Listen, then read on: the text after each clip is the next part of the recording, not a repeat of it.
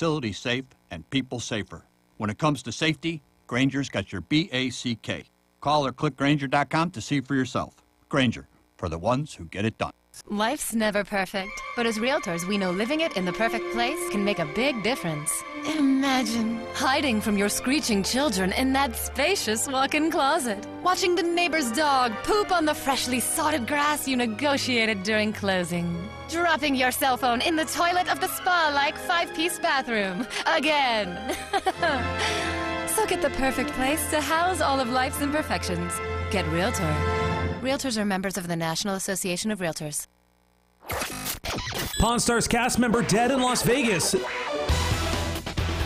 This is your entertainment wrap-up for NBC News Radio. I'm Andrew Caravella.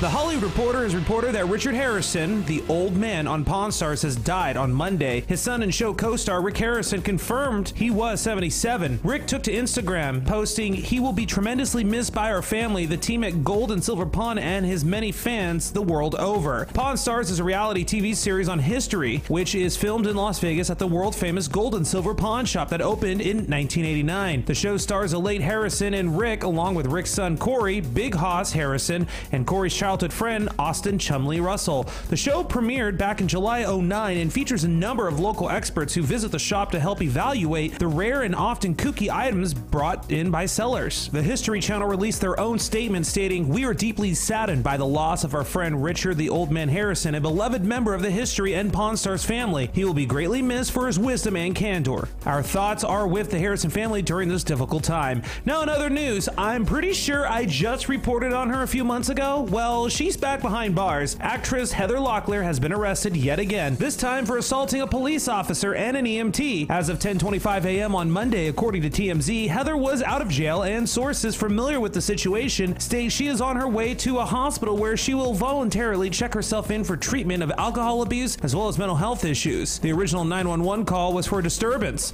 Law enforcement sources say she was heavily intoxicated when a family member called. Heather, who we're told was extremely agitated, punched a responding deputy who was trying to separate Heather from members of her family. Locklear was placed on an involuntary psychiatric hold last week after allegedly choking her mom and attacking her dad. And that's your entertainment wrap-up here in the Inland Empire for NBC News Radio, right here on KCAA. I'm Andrew Caravella.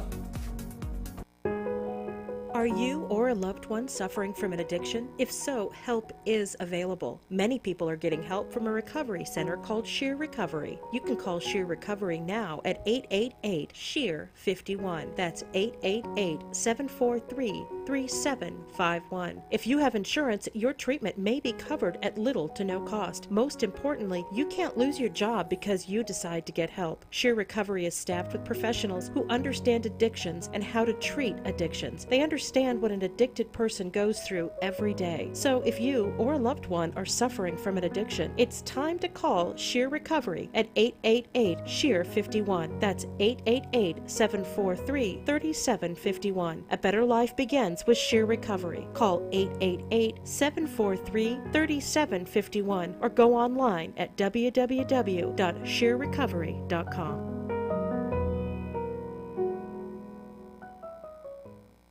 KCAA, where every day is a great day. The views of the following show are not necessarily the views of broadcast management or its owner, Fred Lundgren.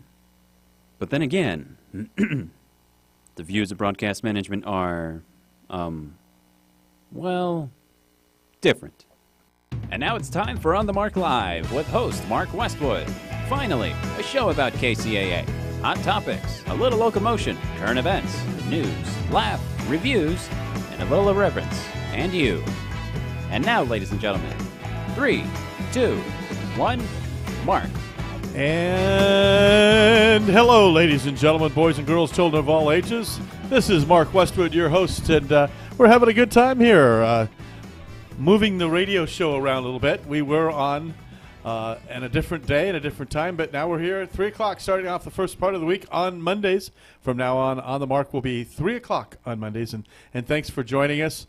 You can also catch us at our podcasts at kcaaradio.com or on YouTube at our YouTube channel or on any manner of things, including Hulu. You can find us on video if you're driving down the road.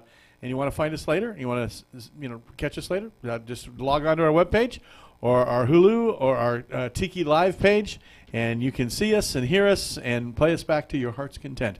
Well, today on today's show of On the Mix and On the Mark, I've got a couple of different interviews. One is about a local business, which is what we like to do. We interview and spotlight local businesses. And then the next one, in the next segment of our program, we're going to have Anthony Serrano in.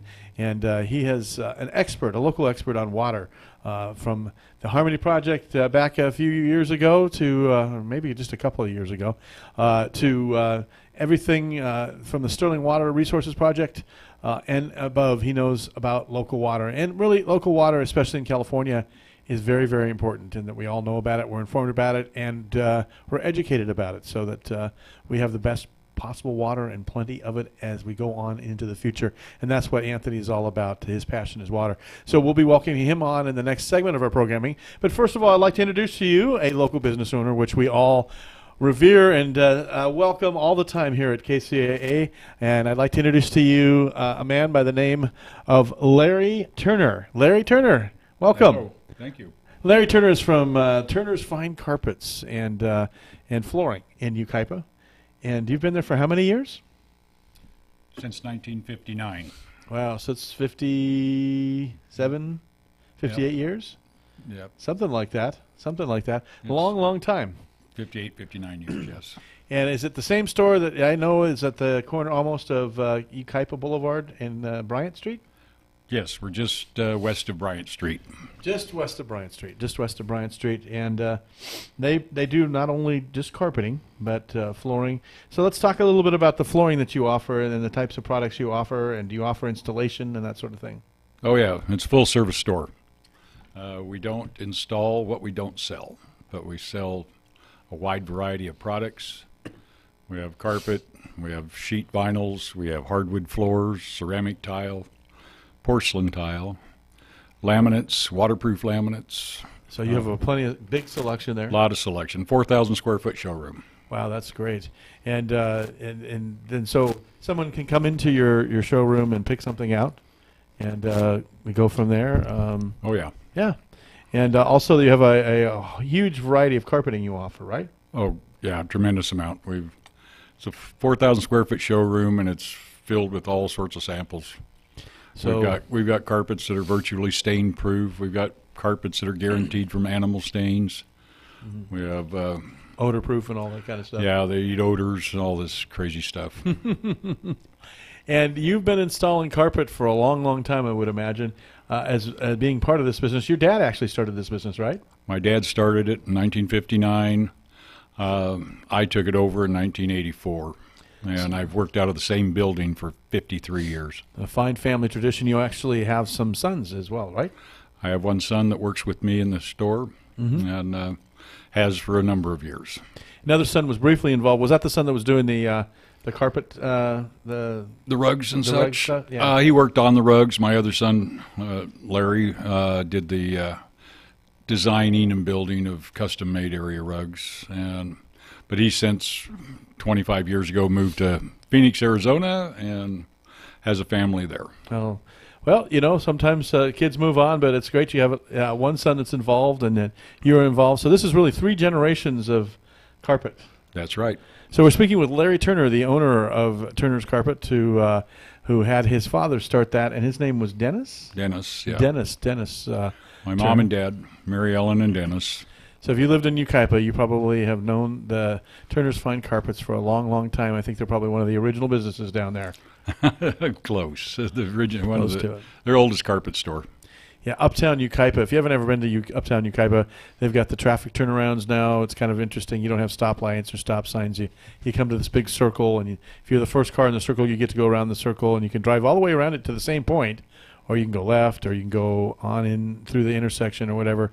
It kind of provides kind of an interesting way of traffic control. It is. And then up there in Uptown Yucaipa, in a lot of front of the stores, you back in instead of park forward. And they did reverse parking on the eastbound side of the street. Do you have that in front of your store? No, I have parallel parking. So it's really easy parking to get into the store, which is really, really good. Yeah, we have a parking lot next door to the shop.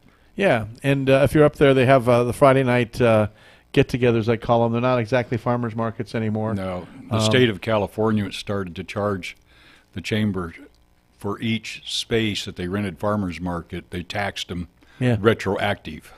Oh, retroactive even. Oh, yeah. Interesting. I used to run the farmers market up there years ago, and that wasn't the case. You paid a percentage for the farmers, but you didn't have to pay for each booth of the different vendors or anything like that. I don't know if they changed the law or they didn't keep up with it or something like that, but I don't know why it would be retroactive. State of California is money hungry. Yeah, that's right. Aren't they all? Anyway, going back on to something a little less controversial here, and that is if you want to go up there and just take a peek in the showroom, there's always somebody there probably to 8 to 5, Monday through Friday. The address is 35168 Ukaipa Boulevard, to be exact. 35168 Ukaipa Boulevard. They also have a phone number here, 797-6100. 797-6100. And, of course, those are all both 909 area codes because we're in the 909. And they're in Ukaipa, on Ukaipa Boulevard near Bryant Street on the north side of the street, I believe it is.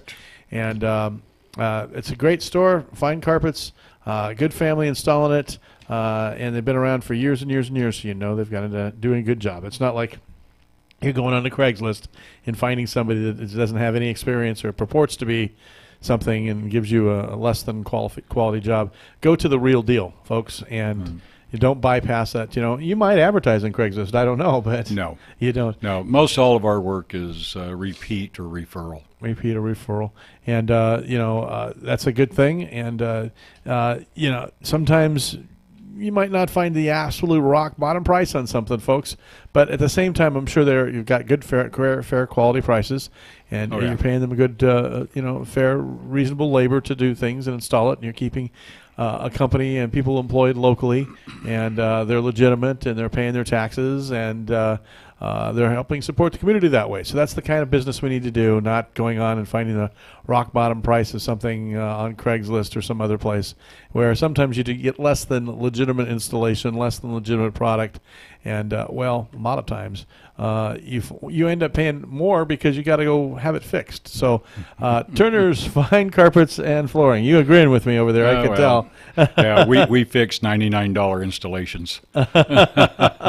One of their specialties. The bottom line is our prices are fair.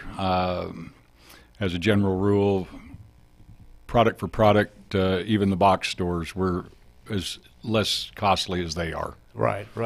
And, I look on your business card here that I'm holding up here, and it says license number 287-786. That means you're a licensed contractor. Licensed contractor.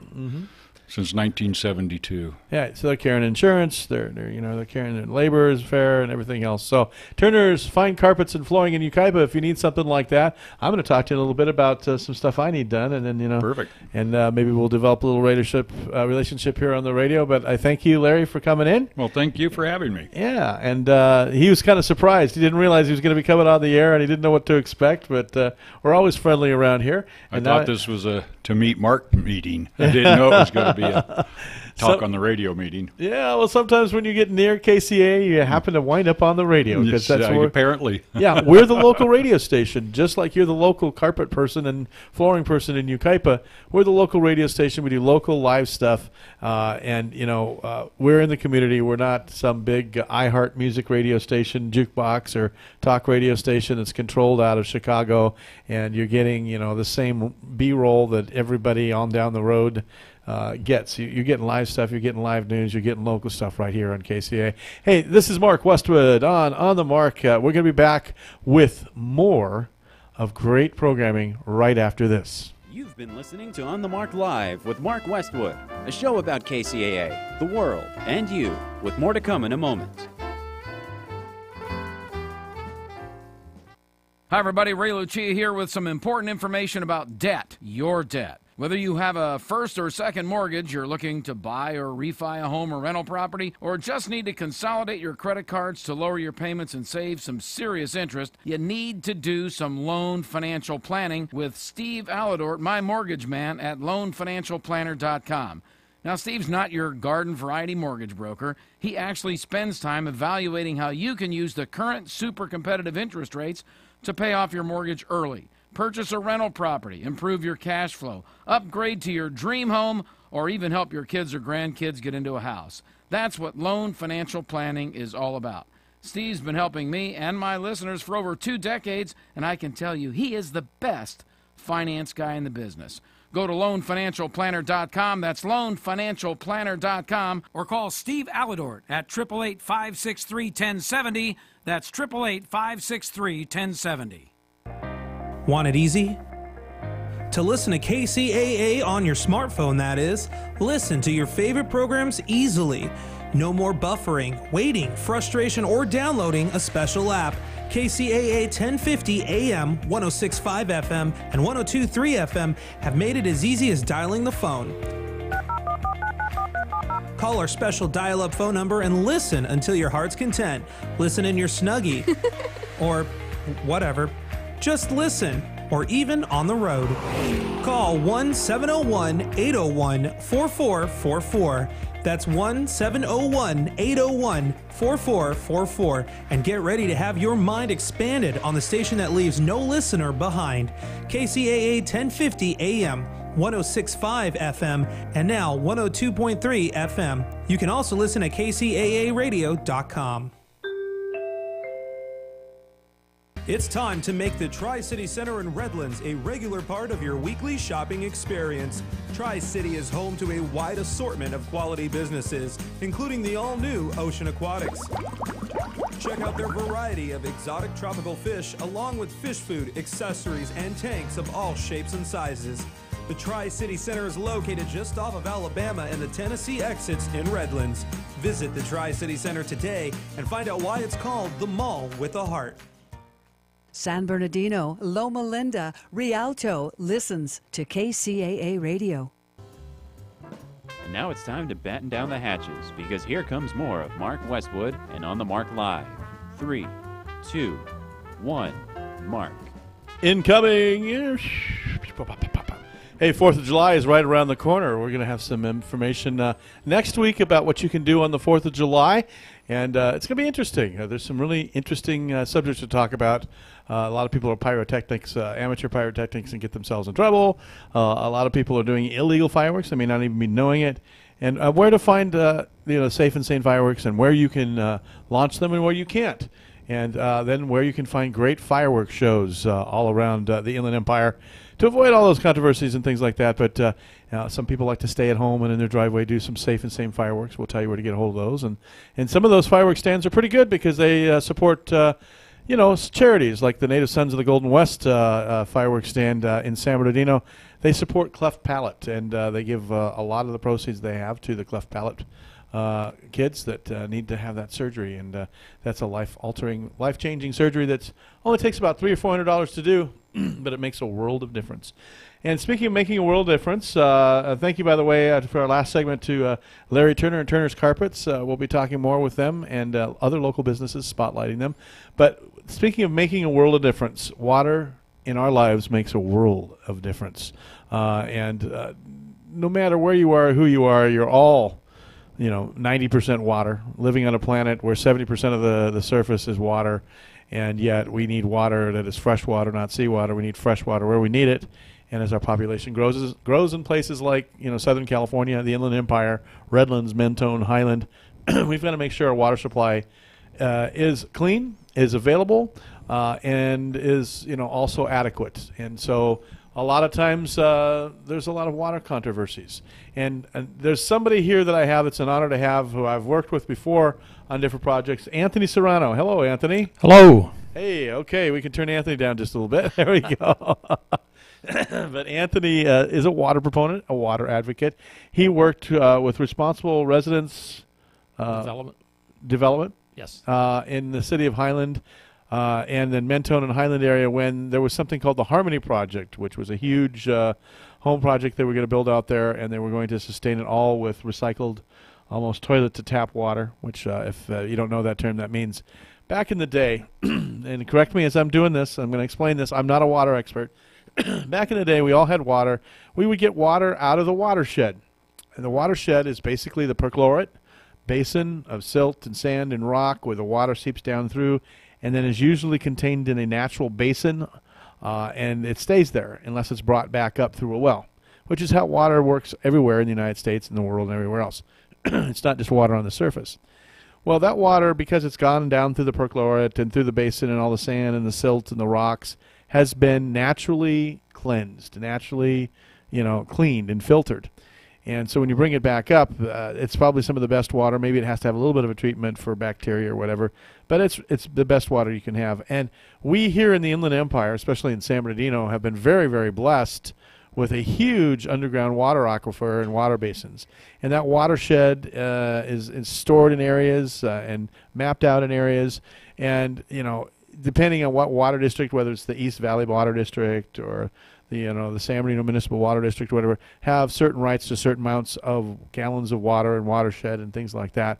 And so that's the way it works. Well, as the population has grown, and it has, Anthony, I can remember driving through the grape fields out in Rancho Cucamonga, and that's what there was grape fields. There was no Rancho Cucamonga. I just celebrated my 55th birthday, by the way, yesterday.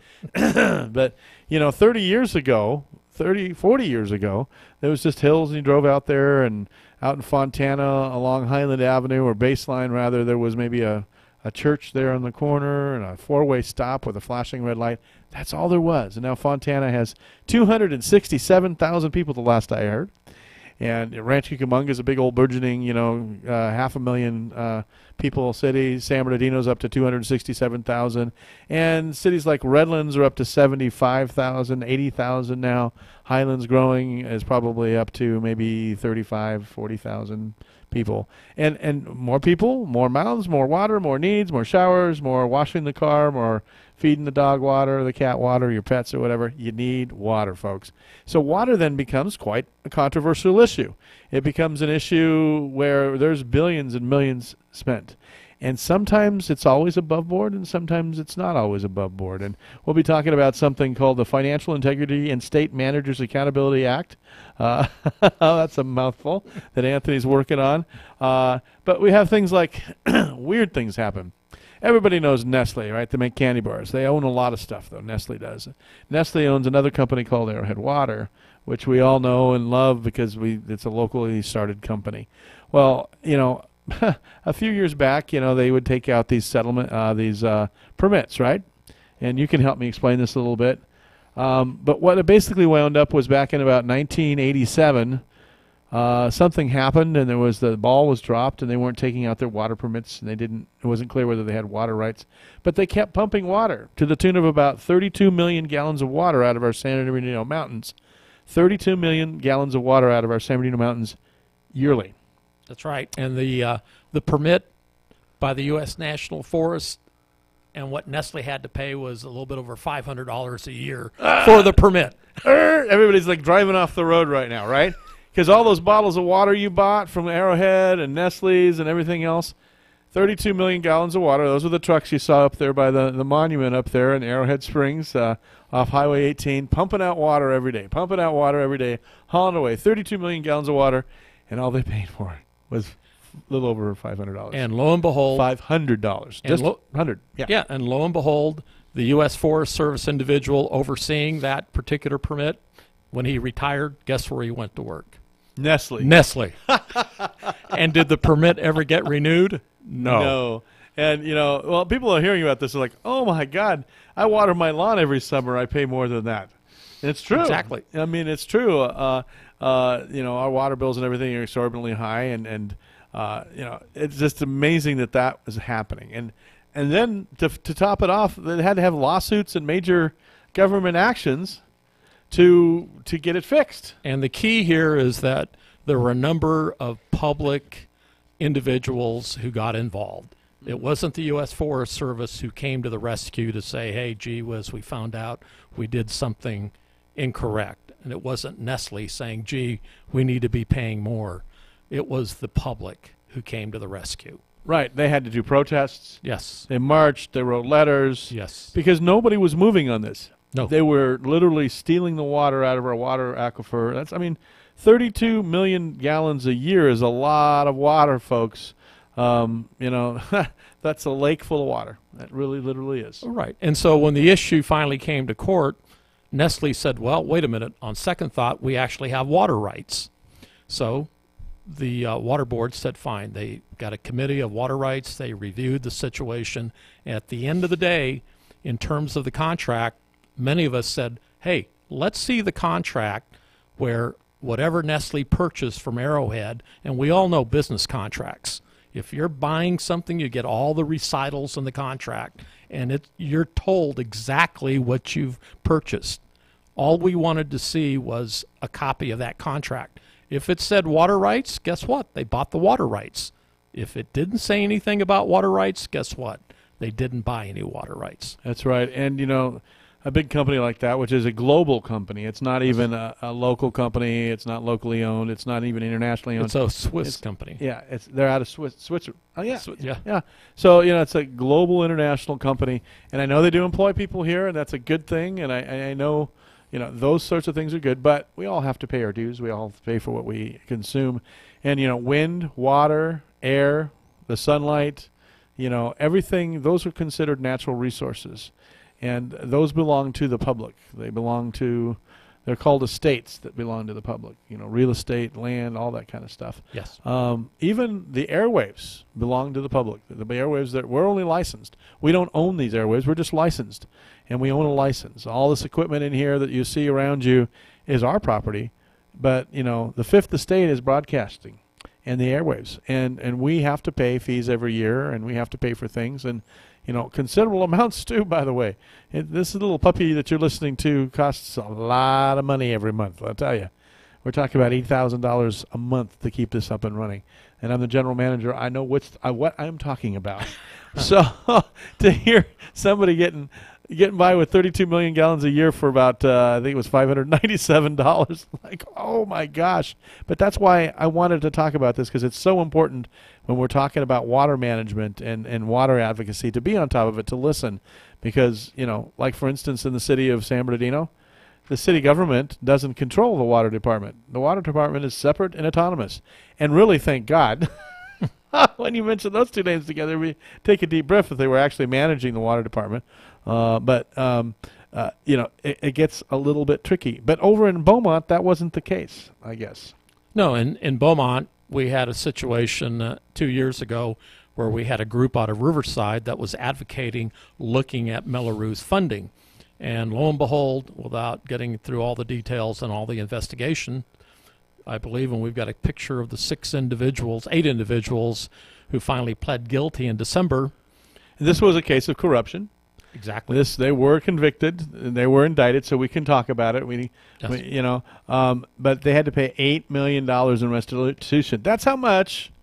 Really, it probably wasn't as much, but probably at least the amount that they could pay to restore what they had embezzled from the city of Beaumont in the water and everything else there. Right. The investigation showed $43 million. $43 million. It's in the article on the conviction papers. 7 defendants here. Right. $43 million. And it was former Beaumont city officials who were accused of corruption. They were indicted. They pleaded guilty. They actually pleaded guilty on this. Yes. And this took a while. It took about a year and a half to get to this point, but finally in December, the charges were finally leveled against them. And misrepresentation of the public funds, conflict of interest, and they agreed to pay a total of only $8.1 million back out of the $43 million. Yes. So it's profitable. Somebody somewhere benefited someplace, who knows where that money went to. It's too bad we couldn't get it all back. I don't understand why we couldn't get more of it than $8.1 million back. But that's taxpayer money, folks. Yes. That's money you paid for your water and the taxes and utility taxes and everything you paid on that water, which will be being embezzled. Exactly. And this is another example where if you have employees working for the government, they're very hesitant to turn in their bosses. And so it takes the public to get involved. And not all projects that we get involved in result in corruption. All we're trying to make sure we're non-confrontational. We simply ask to comply with certain laws and procedures. Many of us are retired industrial engineers, such as myself. We have civil engineers. We have accountants. We have other individuals who are retired, but they've done this type of work. So when we see situations where we question whether or not these projects are following the law, then that's when we get involved. Right. And by the way, the money wasn't paid to this like anybody or one individual. This money went to the Western Riverside Council of Governments. That's how big this was. This is a pretty big deal. Former Vice President Joe Biden said a different word, but it was a pretty big deal. I remember that one when he was patting President Obama there at the podium. You know, it's getting pretty bad. There's like sometimes when Trump says stuff, we can't put it on the air here because we're broadcast. People pay it on cable news because they can play it. Exactly. But, you know, there's things that he's said and done, and we can't play it because it's considered, well, it's just, we can't do it. It's one of the 7 deadly words. Or ask Bill Maher. Yeah, just ask Bill Maher. Exactly. So, you know, this nearly brought the city of Beaumont to its knees. That's how bad it was. Yes. Beaumont was ready to collapse, and there was no relenting on this. They just kept grabbing this money and taking it. And finally, the FBI got involved with it. Yes. And if you remember, you might have heard news stories about the FBI raiding the city of Beaumont City Hall, shutting it down. Right. And then they went to New York. Mm-hmm. I was talking to their contract city manager when this all happened. He'd just been hired. He's like, you wouldn't believe what happened today. I went, whoa, what happened? Blah, blah, blah, blah. I'm like, what? Well, the good news is incredible. The good news is, I mean, and I think we've got to explain what a Melrose is. Under the Melrose, it's a bonding mechanism that the city approves, and you can use it for infrastructure. That's when the developer doesn't want to bring in any money to pay for the infrastructure. So then the burden is put on city government.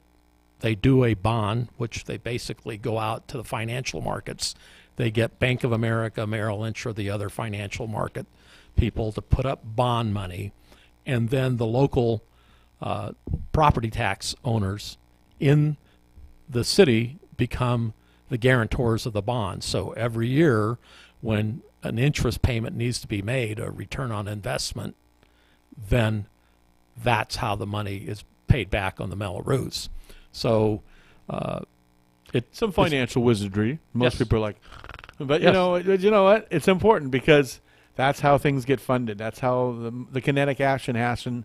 That's how the kinetic action happens. I can't talk today. That's how the kinetic action happens in your town. That's how you get streets paved and stoplights fixed and potholes covered over. That's how you get your schools funded.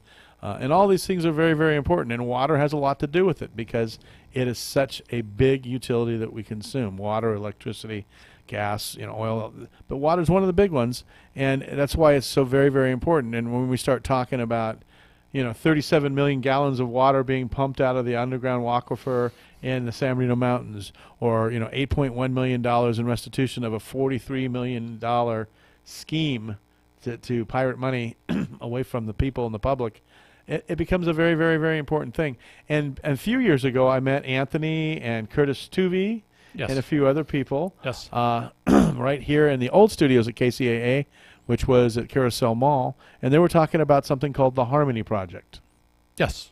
The Harmony Project was... And I'm going to interrupt you here for a minute, because I'm going to stop. We're going to come back with that. I just looked up at the clock, and we're a little bit over time for a break. We'll come back after the break. We're going to talk about the Harmony Project, what happened, and what's happening now in the city of Highland, Mentone, and Yucaipa water-wise right after this.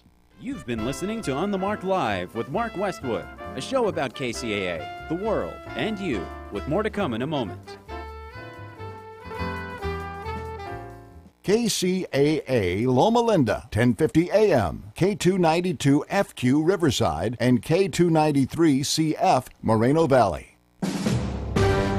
NBC News Radio, I'm Brian Shook. White House Press Secretary Sarah Sanders is talking about getting kicked out of a Virginia restaurant. Today at the White House, she said she was booted from the Red Hen restaurant in Lexington, Virginia Friday because of who she works for. I was asked to leave a restaurant this weekend where I attempted to have dinner with my family.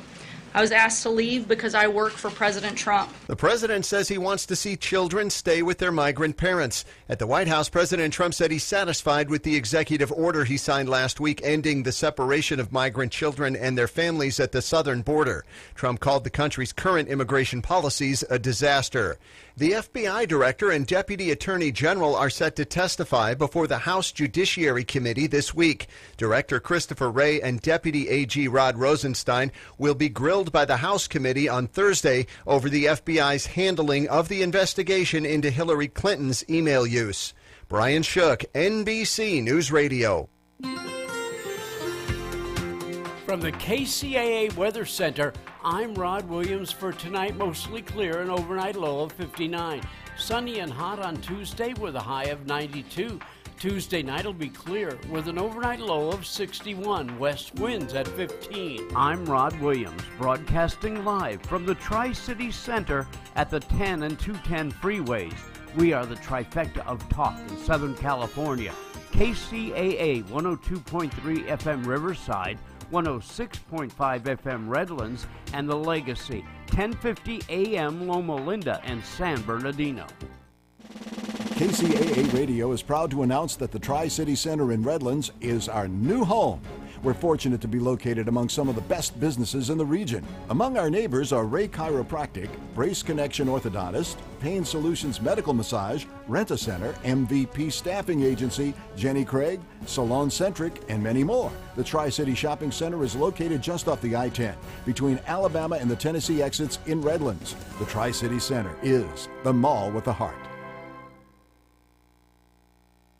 KCAA Loma Linda, your CNBC news station, where your business comes first.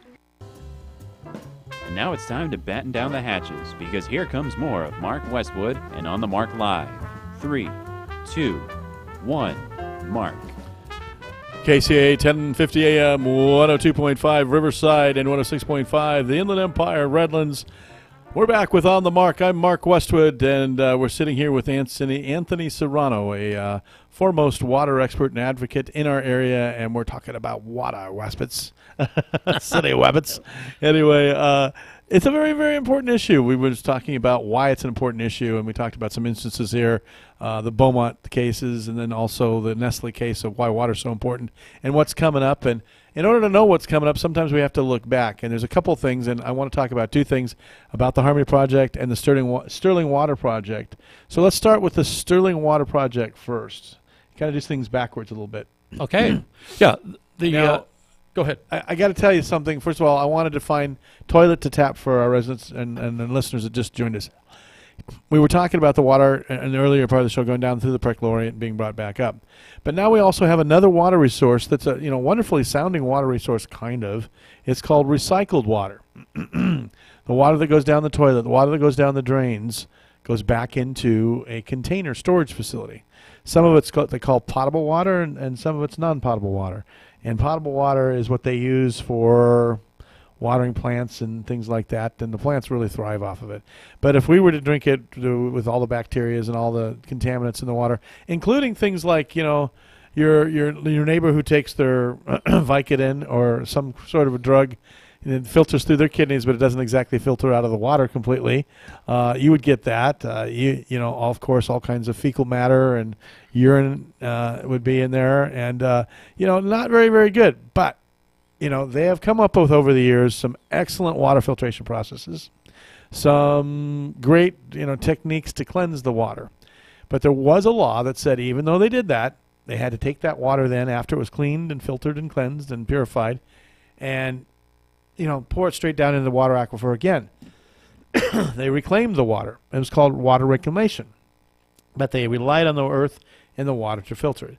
Now, since we've had these new filtration processes, you can actually open a tap at the end of the process, and you can drink the water. But what I don't guarantee you do is drink that water every day, 24 hours a day, 7 days a week, or bathe in it or give it to your pets for their entire life. Because we don't know what that water really, they've gotten it to a safe process in so many parts and diluted parts per million and all that kind of stuff. But as you gather that more and more and more, it's going to build up in your systems and your kids' systems, and we might see birth defects, we might see problems. And so it's better that they take that last step and put it through the underground water aquifer and perchlorate, send it down there, let it sit there for a little while, then draw it back up again. It will make it much safer for us all. But it also makes it what? More expensive. Yes, costly. More money, higher rates. That's right. And so the people who want to make a lot of profit don't want to do that. So did they pass that law that they don't have to do that anymore?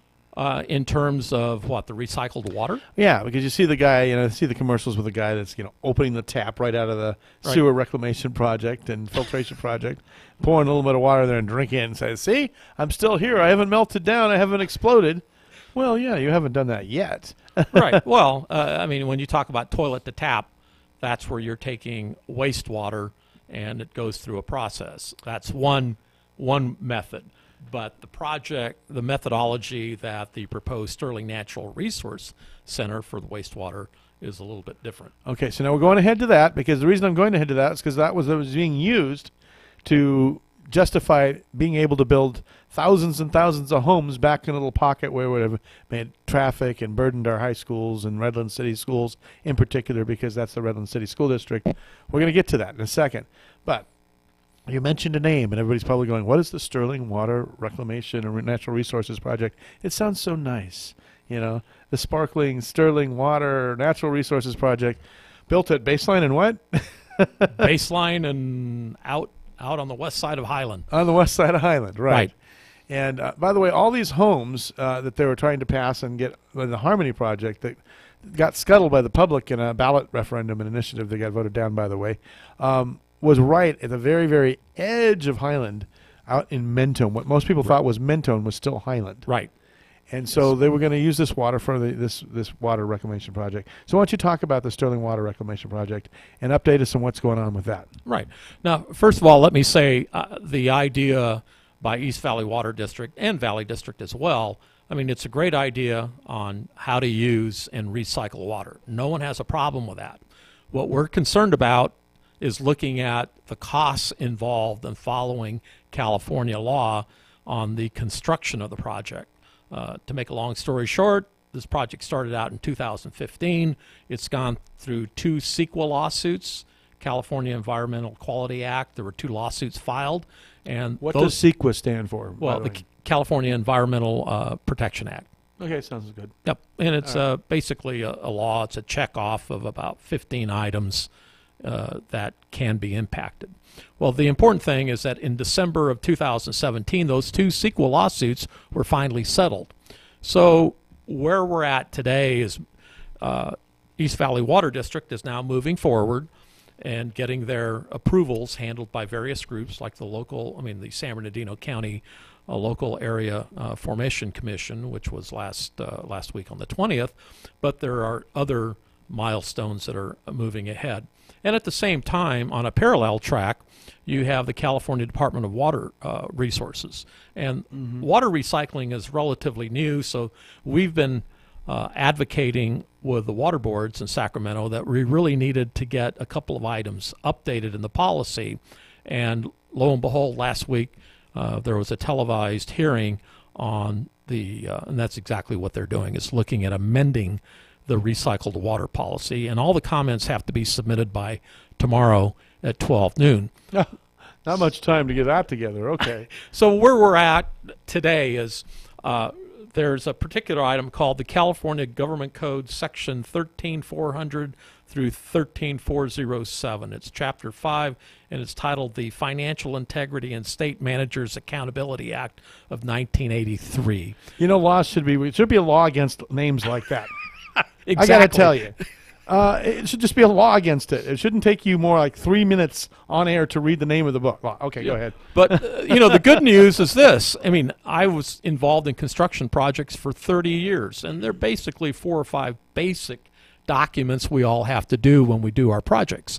Number 1, you have to have a cost-benefit analysis that gives you a rate of return for the project to determine whether it's not. In other words, folks, how much it's going to cost to build and how much money you're going to make for it. For instance, the Sterling Water Resources, Natural,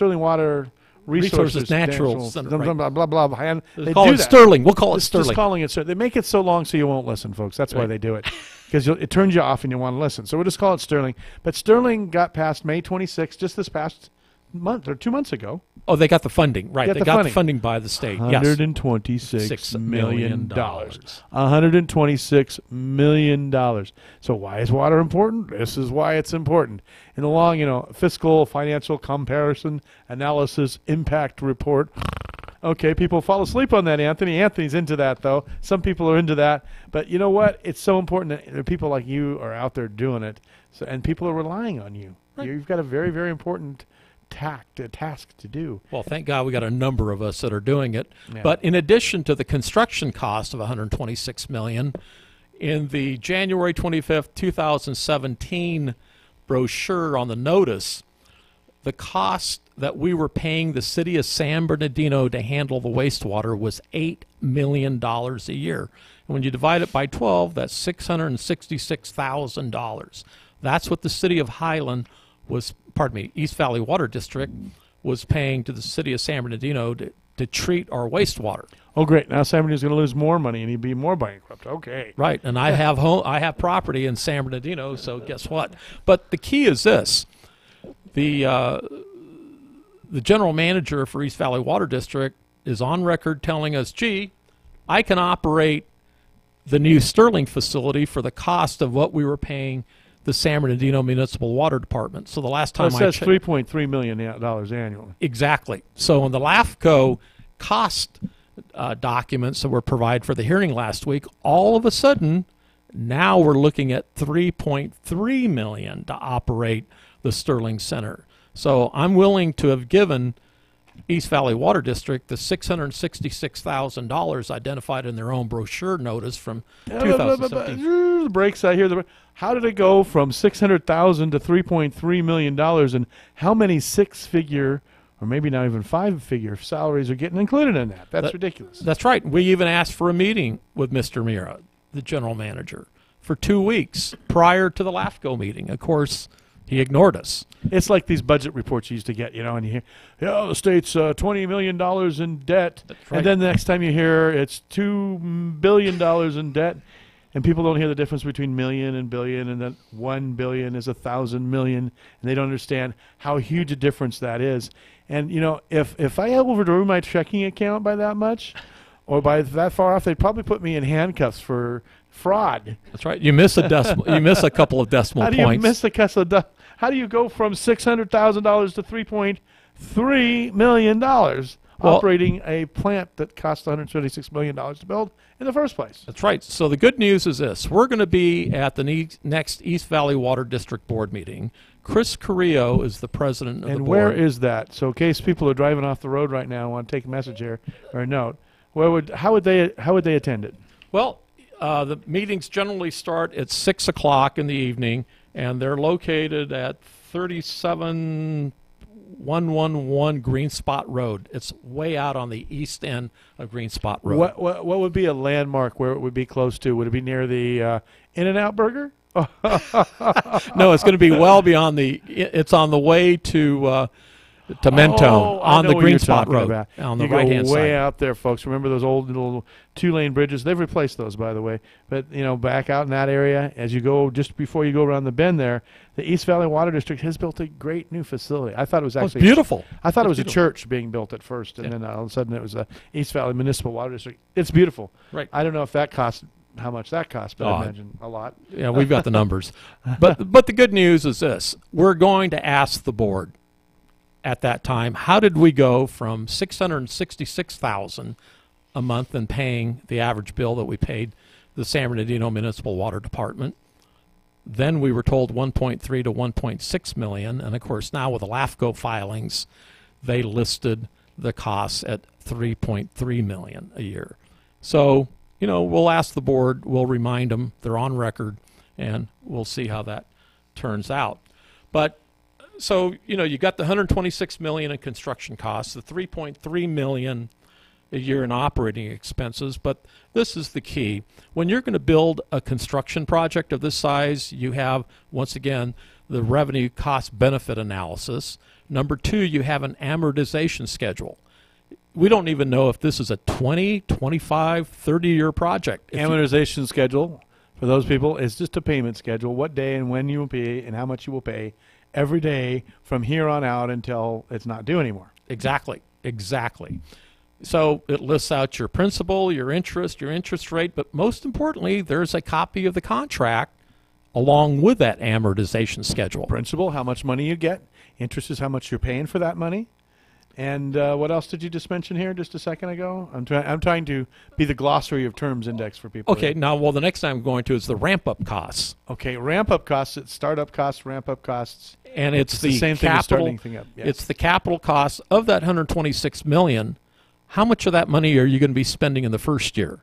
How much of that $126 million are you going to be spending in the second year? In addition to that, what are the maintenance costs, which are different than capital costs? And then you have your human capital costs. So depending on the personnel, yeah. That's right, personnel. So, you know, if you've got a 20-year build out, well then, gee, you'll have a 20-year ramp up. And that's a regular engineering term. You can Google it. So that's something Anthony made up. That's right. So, you know, when you get and the most critical item, the fourth item, is the post audit. Every engineering report I ever did, we had what was called a closeout report. And what the closeout report is you come in and you evaluate up front what you said you were going to be doing, the cost-benefit analysis, and the closeout report, you tell whether or not you achieved that. Also about any cost overruns. Once again, in these documents, there's nothing. Nothing was filed with LAFCO for any of these documents. Nothing's on record with the California Water Boards, and that's why we're having these issues raised with the water boards to incorporate that. And when you look at the 6-page document that we've just, it's too many words, but these are the requirements. It's a state law. You have to have these documents. And by the way, I'm sitting in front of me is a letter that Anthony wrote on his own as a private individual. It's 30 pages, but it has supporting documentation with it to include some of those 30 pages. But it's very detailed with, you know, he is an expert at this. He's dedicated. He's passionate about this. And it's so very important to have citizens like this. You are a one of a kind, Anthony. I really, truly thank you for being out there. And Curtis Tuvey and the people that you lead and help in these projects. They've had such an impact on us, and just keep going is what I say. Keep going, because we need it so very, very badly, because there's so many people out there that are like, oh, the gravy train is coming down the tracks. And well, it's a dogfight. It's a dogfight. Once you clamp on, you just don't let go. You go take it right to the finish. And, you know, everybody's happy because they turn the water on. The water comes out. And it's not like Detroit. It doesn't come out brown or full of, you know, really hazardous materials or lead or whatever it was in the Detroit water. So we're very fortunate in many, many, many, many ways here. But we also have to keep our eye on it and a lid on it to make sure that things like that don't happen here. And that's why it's very, very, very important to keep going and doing what you're doing. You know, and all of these things for most people, like, oh, what did he just say? It's such a mouthful. Well, the names of the titles are such a mouthful. Well, let me correct one thing. In Flint, Michigan, you had what were called TTHMs. The word is too long. But the point of it is, guess what? In April of 2017, guess who found TTHM in our East Valley Water District water? Really, to the levels of in Flint, Michigan? Well, let's put it this way. Governor Brown wrote a 15-page letter to Mr. Mura pointing out the problem. So wow. This problem by East Valley Water District's own document will finally be cleared up in May of 2019. So in the meantime, guess what we've got? TTHM, and just let me tell you what that is. It's large organics. And in neighboring Mentone... Makes you sick. That's right. And in Mentone... That's my interpretation of it. And I believe in Mentone, they're all on septic tanks. And it's possible that some of the septic tanks in Mentone are leaking. And guess what they're leaking? Large organic poop. And guess where it moves in the water table? Has to go somewhere. So it's coming down to East Valley. Yeah. And right now, the last thing I'll say about this, the California Water Boards has a lawsuit going through the Attorney General's office with Tijuana, because Tijuana's water flows are coming into San Diego. Same situation, where here we are in Mentone. It's possible the large organics, it's because the septic tanks there are leaking and affecting, but no one wants to discuss that or look at it. So much to talk about. You know, I've kind of stepped on the toes of a show we have called The Water Zone. This is a great program we've had for about 3 years here now on KCAA at 7 o'clock on Thursdays.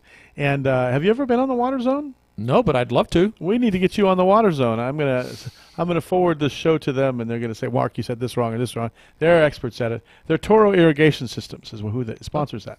So it's sponsored by Toro, and they're one of our great clients. They just renewed another annual contract here. But what I'm thinking about is, Anthony, you need to have your own show here. We need to talk about that. Okay. Now, if people want to have more information about this, what's your best references, websites, or whatever they can go to? Well, you just send me an email. It's simple. It's anthonyaserrano@gmail.com. AnthonyASerrano@gmail.com. AnthonyASerrano@gmail.com. You can also email us here at KCAA, and we'll be happy to refer you there, and you can talk all you want about the Financial Integrity and State Managers Accountability Act or all these number of things. The Sterling Waters Natural Resources Filtration Center, all these great things. But it's so very, very important that we talk about these on a regular basis. And it would be good to have another program about water. Water is so vital to us. We drink it every day. We're 70% water or 90% water. Our human bodies are 90% water, and our babies and our kids and our grandmas and grandpas and our families, and everybody needs clean water. We need it ample. We need it to be available. We need it to be safe. And we also need to be non-corrupt. That's right. That's what we have to do. We just need to make sure that the money we're spending is fair and equitable for everyone and follows state law. Great. Thank you, Anthony Serrano. Thank you. And thank you to Larry Turner on our first part of the show for our business spotlight for the day, Turner's Fine Flooring and Carpets. Thank you to Brandon, who's giving me the 2-minute symbol out there. We've got the 4th of July coming up once again. We will next week be having a whole show about the 4th of July in our area and where you can find fireworks, where you can do safe fireworks, where you can see fireworks, and how to have a great, enjoyable 4th of July. Because coming up, the week after next is the 4th of July. We're marching straight through the summer, and we'll be straight through the summer here every Monday at 3 p.m. I'm Mark Westwood for On the Mark, and we'll see you next week on KCAA 1050 AM, 106.5 and 102.3 FM, the stations that leave no listener behind. Thank you for listening to On the Mark Live, hosted by Mark Westwood, a weekly show about this station, hot topics, local motion, and the world around us. Join us next week as we hop back on the KCAA Express for another ride on the Mark.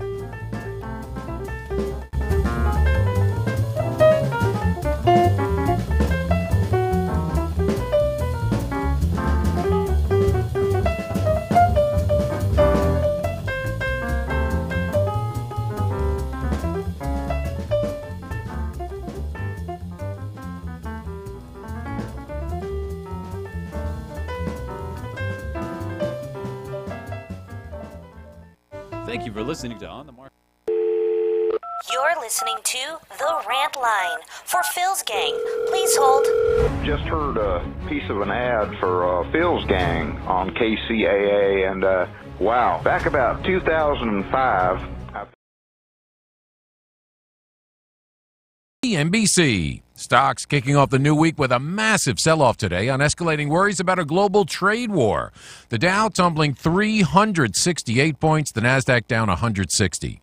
That's after a late session rebound even. That's after the White House dismissed reports that the administration's getting ready to limit Chinese investments in U.S. tech firms.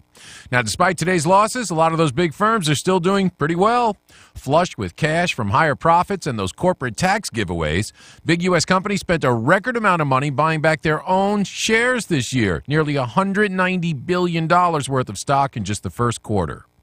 Wells Fargo trying to win back customers to the bank with new rewards for credit card users. 3 points for every dollar spent at restaurants, on travel, or even services like Netflix. And Overstock.com is now collecting sales tax from out-of-state customers following that U.S. Supreme Court decision from last week. I'm Tom Busby, CNBC. Grainger stands for safety, and they know what safety stands for. S, safety. A, all about safety. F, feeling good about safety. E, extreme safety. T, talking about safety. Y, you guessed it, safety. First aid kits, eye wash stations, fire protection, you name it. For over 90 years, they've been helping to keep facilities safe and people safer. When it comes to safety, Grainger's got your BACK. Call or click Grainger.com to see for yourself. Grainger, for the ones who get it done. Life's never perfect, but as realtors, we know living it in the perfect place can make a big difference. Imagine hiding from your screeching children in that spacious walk-in closet, watching the neighbor's dog poop on the freshly sodded grass you negotiated during closing, dropping your cell phone in the toilet of the spa-like 5-piece bathroom again. So get the perfect place to house all of life's imperfections. Get Realtor. Realtors are members of the National Association of Realtors. NBC News Radio, I'm Brian Shook. The president says he doesn't want to see children separated from their migrant parents. Today at the White House, Trump said he's pleased with the executive order he signed last week, which ends the separation of migrant children from their parents at the U.S.-Mexico border. Trump is calling out Congresswoman Maxine Waters. Randy Fuller has those details. In a tweet today, Trump said the California Democrat has, quote, an extraordinarily low IQ. He accused Waters of encouraging harm to his supporters and said, quote, be careful what you wish for, Max. Waters called on people to publicly push back at Trump administration officials after Press Secretary Sarah Huckabee Sanders was asked to leave a Virginia restaurant over the weekend. House Democratic leader Nancy Pelosi rebuked Waters and tweeted that Democrats should rise above the tone set by what she called President Trump's daily lack of civility. Randy Fuller, NBC News Radio. A Wisconsin Democratic congressman plans to propose legislation that gets rid of the U.S. Immigration and Customs Enforcement Agency, also known as ICE. Congressman Mark Mon says his legislation comes after his recent trip to the southern border last week, where he said it became clear the agency can no longer accomplish its goals effectively. The family of an innocent Bronx teenager is speaking out about his brutal death. 15-year-old Lissandro Guzman Felice's mother, Lissandra Felice, said she wants justice for her son, who was killed by gang members who mistook him for someone else. That they should get what they deserve. That's what I want to say. Felice said she wants her son to be remembered as a good, sweet kid. The FBI Director and Deputy Attorney General are set to testify before the House Judiciary Committee this week.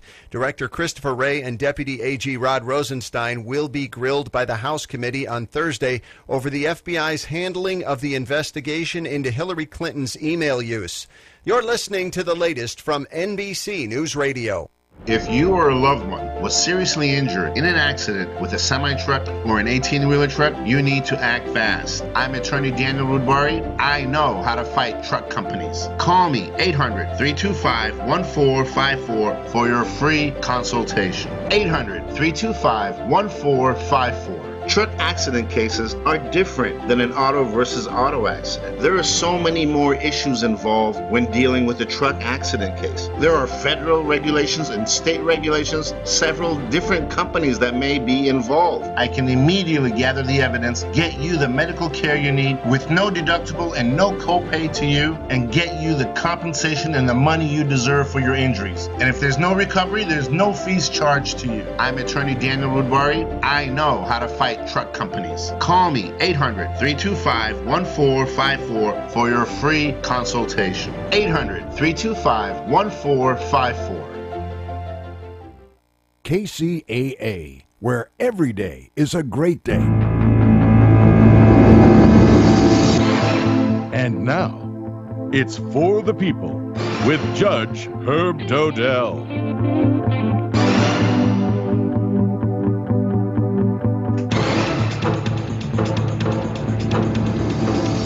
Love the music, actually, every time I hear it.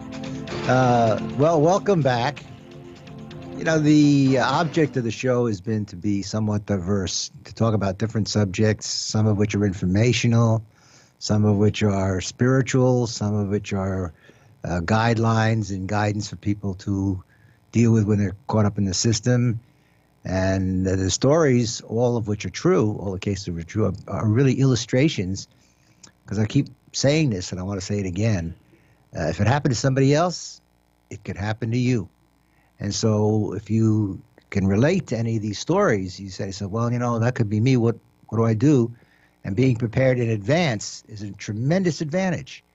Number one, it reduces the stress that you have. And number two, the unexpected is more expected. So it's not so frightening to people. So that's what we do.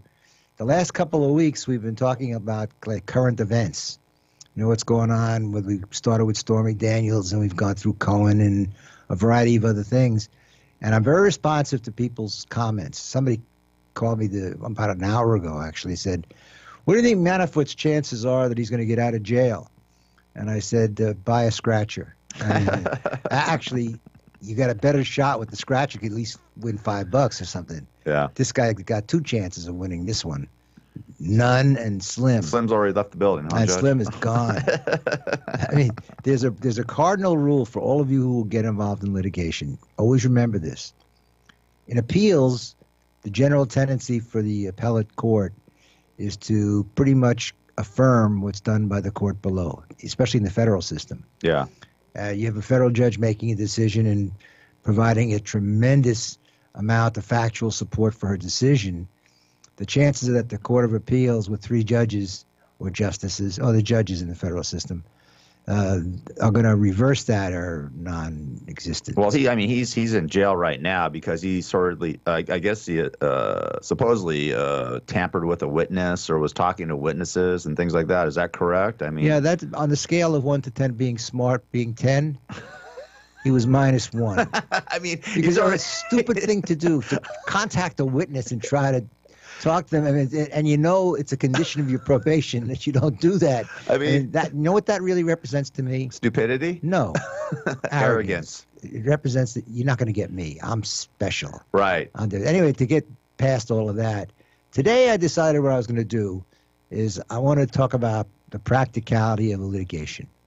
For those people who are about to become involved as a litigant, on one side or the other, you want to know what you can expect. Okay. Unless you're a lawyer or you have experience in the litigation world, all of the language that's used and things like that are going to be strange to you. So what we want to do is make it less strange for you. And when it comes down to it, I should mention, I talk a lot about the law. There's 2 types of the law. One is procedural. In other words, how does it work?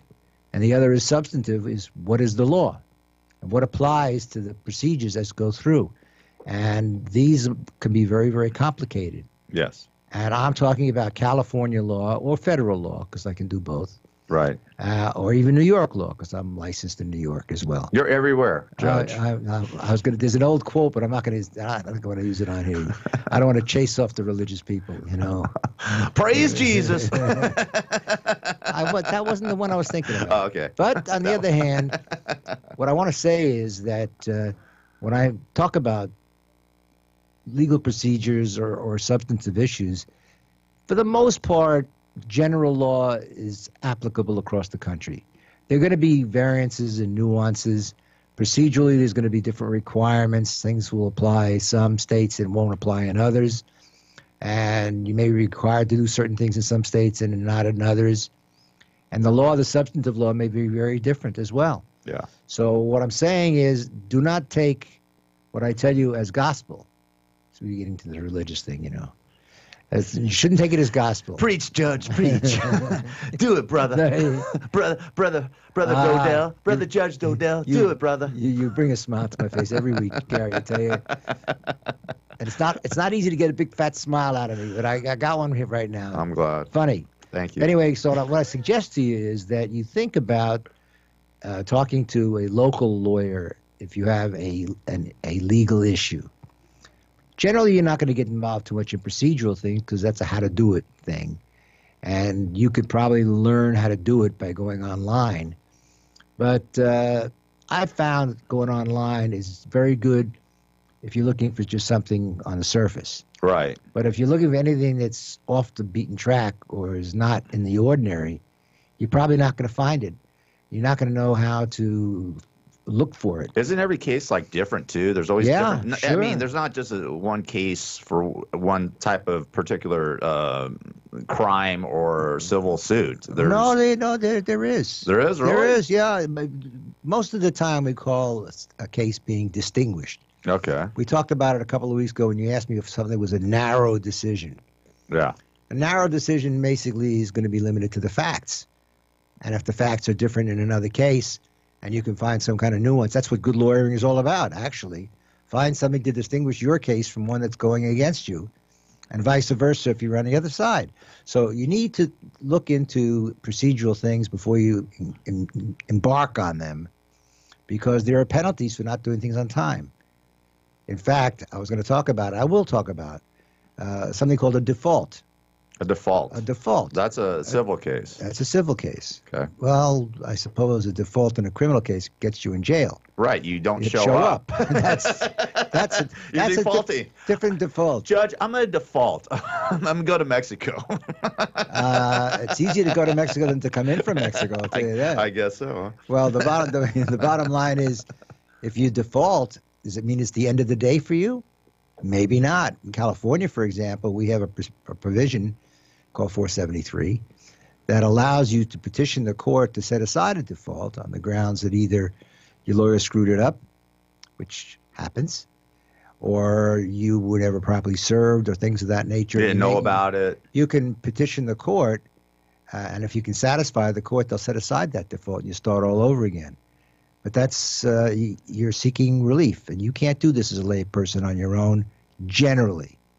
You could probably do all of it on your own if you wanted to spend all the time and take the chances of missing a point. Now, for example, filing a notice of appeal, that's jurisdictional. No court's going to help you for that one. If you wait 61 days and the statute requires an appeal within 60 days, which is the general rule, you're done. You're absolutely done. There's no, I'm sorry, I missed it, the dog ate the homework, whatever it is. You're not going anywhere with that. Yeah. So what I decided to do is to make this like litigation 101 today. Okay. Informational. Is this going to be civil or criminal or both? I'm going to do, what I decided I was going to do is I'm going to do today civil. Okay. And as complicated as it can get. And then we'll do criminal on another occasion. Cool. Because the rules are very, very different. Yes, they are. Burdens of proof, for number one, is the major difference. And two, discovery, meaning getting documents and testimony, is a very, very different issue. Depositions. There are no depositions in criminal cases. Right, that's what I'm saying. You know, in civil there are, and that's what... There are. In fact, I was talking to somebody not too long ago, when there's a parallel civil and criminal case going on at the same time, which is what I was doing for many years. Insurance claims where the insurance company alleges that either the insured burned it down or committed fraud by exaggerating the amount of the claim, things like that. Those are sometimes very difficult issues to walk between the two of them. They're parallel. But if you have a civil case going and you want to find out what the prosecution has, keep the civil case going, take depositions. Yeah. They're usable. Right. They're usable. The only thing you don't want to do is put your own client in a position where they have to be deposed because you don't want them to be deposed. AKA Bill Cosby. AKA many people who find, and I think I told the story. I had a client who gave an examination under oath to his insurance company long before I was involved. And as soon as we get done with the break, I'll tell you what happened. Great case. Cool. Great case. All right, listen, it's Judge Herb Dodell. It's For the People at Judge Herb Dodell. If you want to ask the judge any questions, you can hit him up at askjudgeherb@gmail.com, and the judge will be right back with litigation. Correct? Yes, this is correct. Thank you. Okay. 1050 AM KCAA. Herb Dodell is a lawyer and a judge for the people. Having served as a Superior Court judge, presiding over more than 9,000 cases, he has witnessed firsthand how complicated and corrupt the legal system can be. His goal is to show how things really work in the legal system so that people can navigate the legal system in the best way for them. Many people often feel marginalized by the legal system and are uninformed about how to proceed when unfortunate circumstances arise in their life. Judge Herb will pull back the curtain, lift the veil, so people can truly understand their rights, have access to top legal personnel that they can trust, and have knowledge about how things work so they can make better choices. Judge Herb isn't just knowledgeable. His integrity and spiritual values are truly what make him different. He cares about democratizing access and information for all and desires to turn on the light so the people, you, can benefit. For more information, email the judge at askjudgeherb@gmail.com. That's askjudgeherb@gmail.com.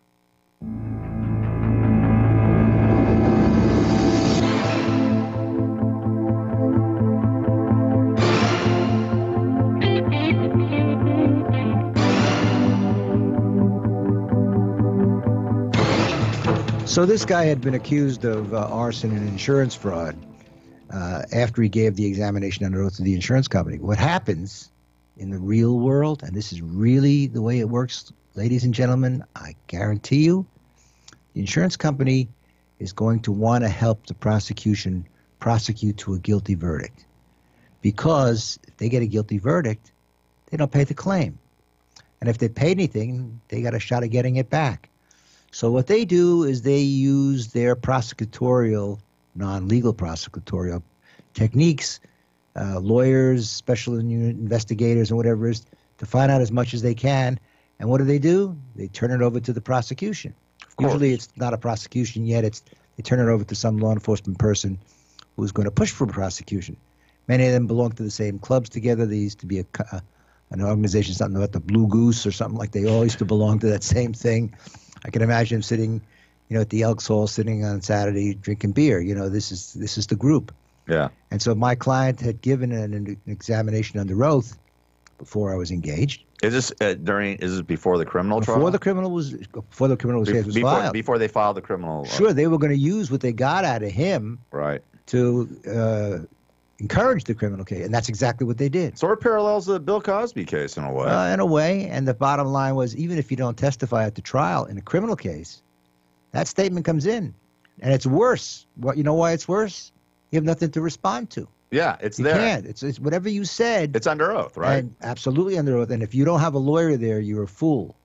Any examination under oath, you should have somebody representing you to make sure that they don't make the kind of record that's going to come back and haunt you. And so Let me ask you don't want to talk about. You don't want to give him whatever you're going to give him. Let me ask you a question. I mean, if your client takes a deposition and then they file criminal charges that happened to you in this case, and of course Cosby, is there a way to keep that deposition out? You could. It's not a deposition. It's an examination under oath. It's very much like a deposition. Well, I mean, it's taken in an insurance context. Is there a way to keep it out? The smart thing to do, if you're anticipating some possibility, number one, you advise them not to do the examination. And there's case law in California, I can't speak for other jurisdictions, that say if there is a potential of a criminal case right down the road, you can defer the taking of the deposition or the examination of the policyholder. Which means what? Well, you're just sitting on the sidelines and wait till the criminal case is over. Okay. The civil case may go along. You may be able, if you're good enough at it, be able to do other discovery that is not going to be precluded anywhere, and take depositions of like the arson investigator or somebody like that. You end up in a dance with the other side. They're going to try to prevent that from happening. I thought you had to take a deposition when you're called upon to take one, or If you're examination. subpoenaed, well, examination under oath is based on the policy language. Okay. It says so in the policy that you agree to do that. And it's a condition to them paying the claim. It's known as the duty to cooperate clause. So if this you is don't cooperate, you don't cooperate, you lose your claim. So this is sort of different. An insurance claim is different than like a criminal claim, I guess, or criminal charges or the sexual harassment charges, the civil type of thing there. Yeah, there's probably a lot of similarities. Right. With insurance fraud claims and arson claims, it's a little different because there is a parallel criminal offense. Insurance fraud is a felony. So is arson. And so there is a parallel procedure that's going on. The smart thing to do is have a lawyer negotiate an agreement, which is, well, I'm going to get to Cosby now, actually. The smart thing to do is to say, okay, I'll tell you what. I'll let you take his deposition, but you can't, it's got to be sealed. Can't be turned over to anybody. But there's a problem with that. California Insurance Code, Section 1875, says that law enforcement could write a letter to the insurance company and ask them to produce everything that they have. And the insurance company is obligated by law to give them everything that they have. So if they say, we weren't trying to prosecute your client, we just wanted to cooperate with the government. They said, give us what you got. So we did that. We're not bad guys. But the reality is they're bad guys. That's what they're doing. They're planning on giving it to they're planning on giving it, and they're going to use this argument that there's a code section that requires them to do it as a basis. But that's what lawyering is about. You can show that they do it all the time. What does that mean? Well, if they do it all the time, it wasn't just a response to this particular one request for information. It's all about that. So you can negotiate something. I'm not so sure it would stick. Yeah. And that's what Cosby's appeal is about. Cosby's appeal is they told him it was never going to be used. He wouldn't have given the statement if he had known they were going to use it. And his lawyer, whoever he or she may have been, I don't know who it was, made a bad choice. In my view, made a bad choice. Because the best thing to have done then was say, I'm not giving you a statement at all. Right. When the statute runs out, talk to me.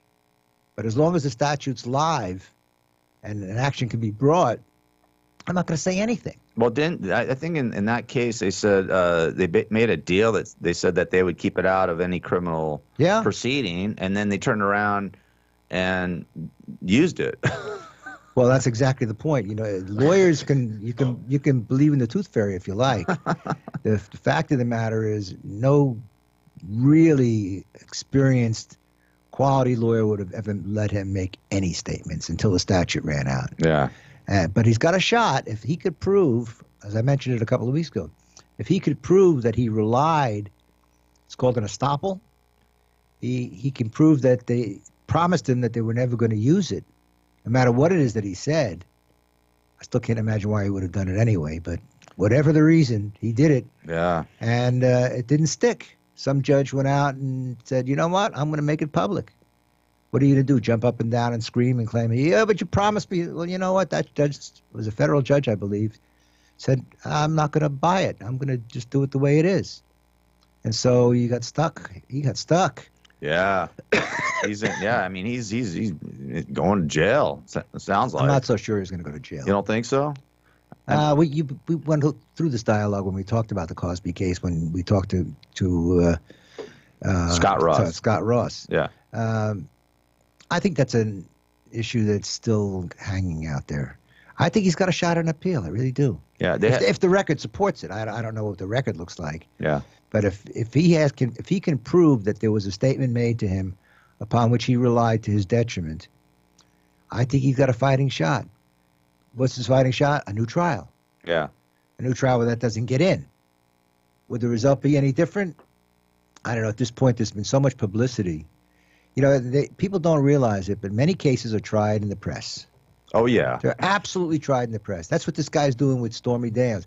I don't know, he's finding things to make people interested, because to me, it's not very interesting. What's going on with that anyways? They were going to... Nothing. I mean, nothing, right? The cases has no value to me as an evaluator.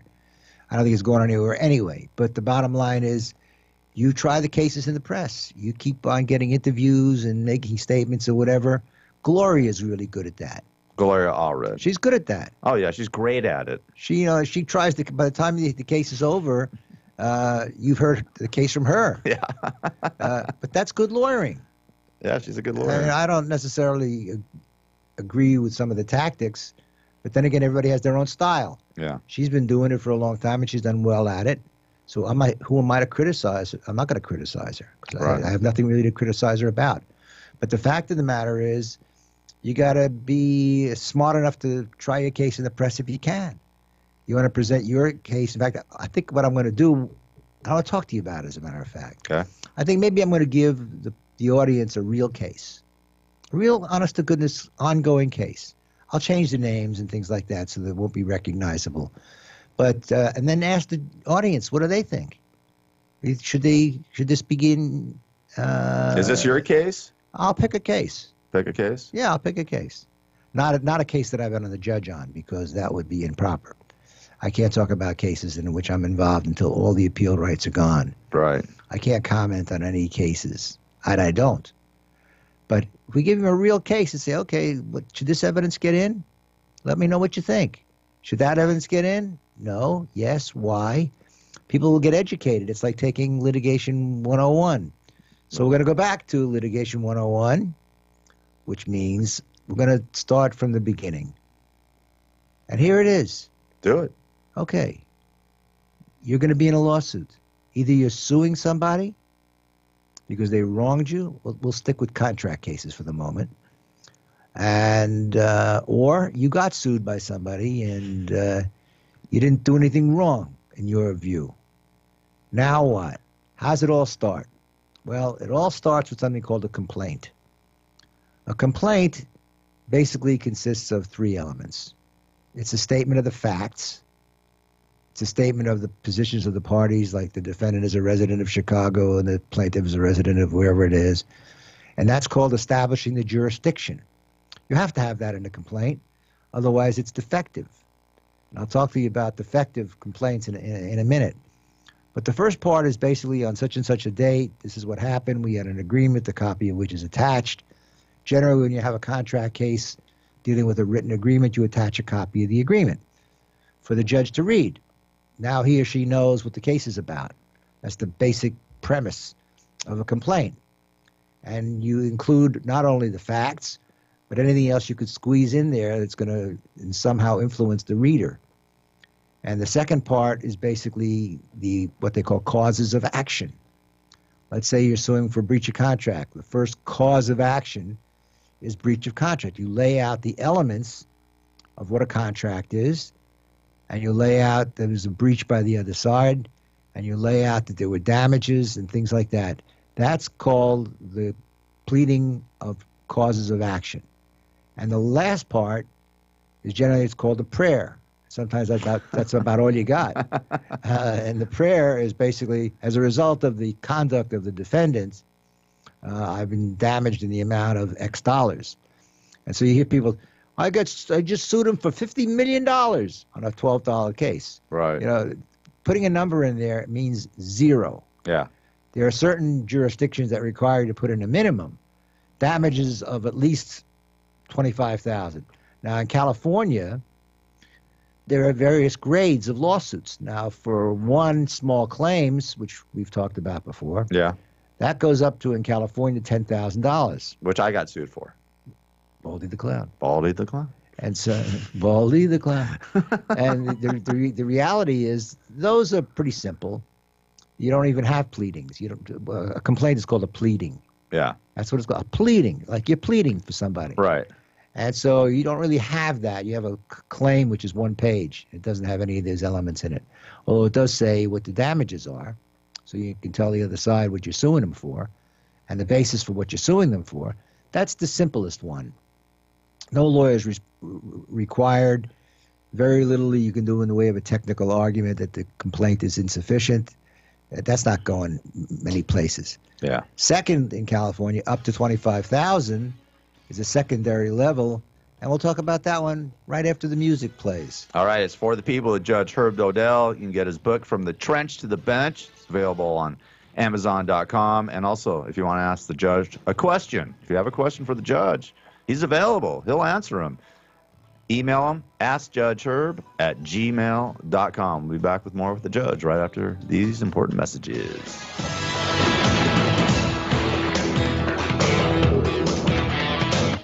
NBC Talk Radio. The legal system. He has the inside information that you need to pick a lawyer, and he's here to give it to you. No matter what you're facing.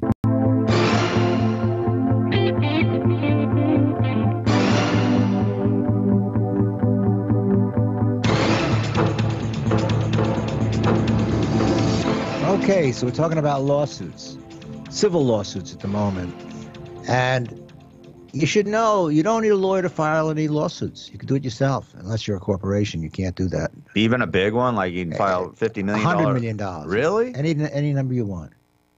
You can do it yourself, as long as you're a person, a real person, not a corporation. Okay. Corporations must be represented by legal counsel who are licensed.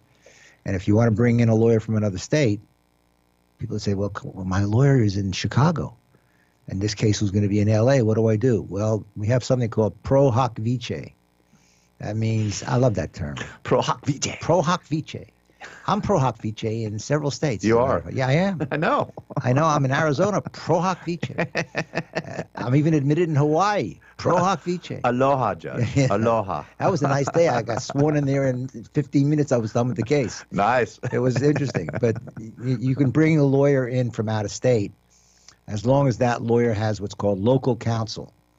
In other words, you get somebody out of the phone book. It doesn't make any difference. Right. It's just somebody with a license that agrees to receive notices.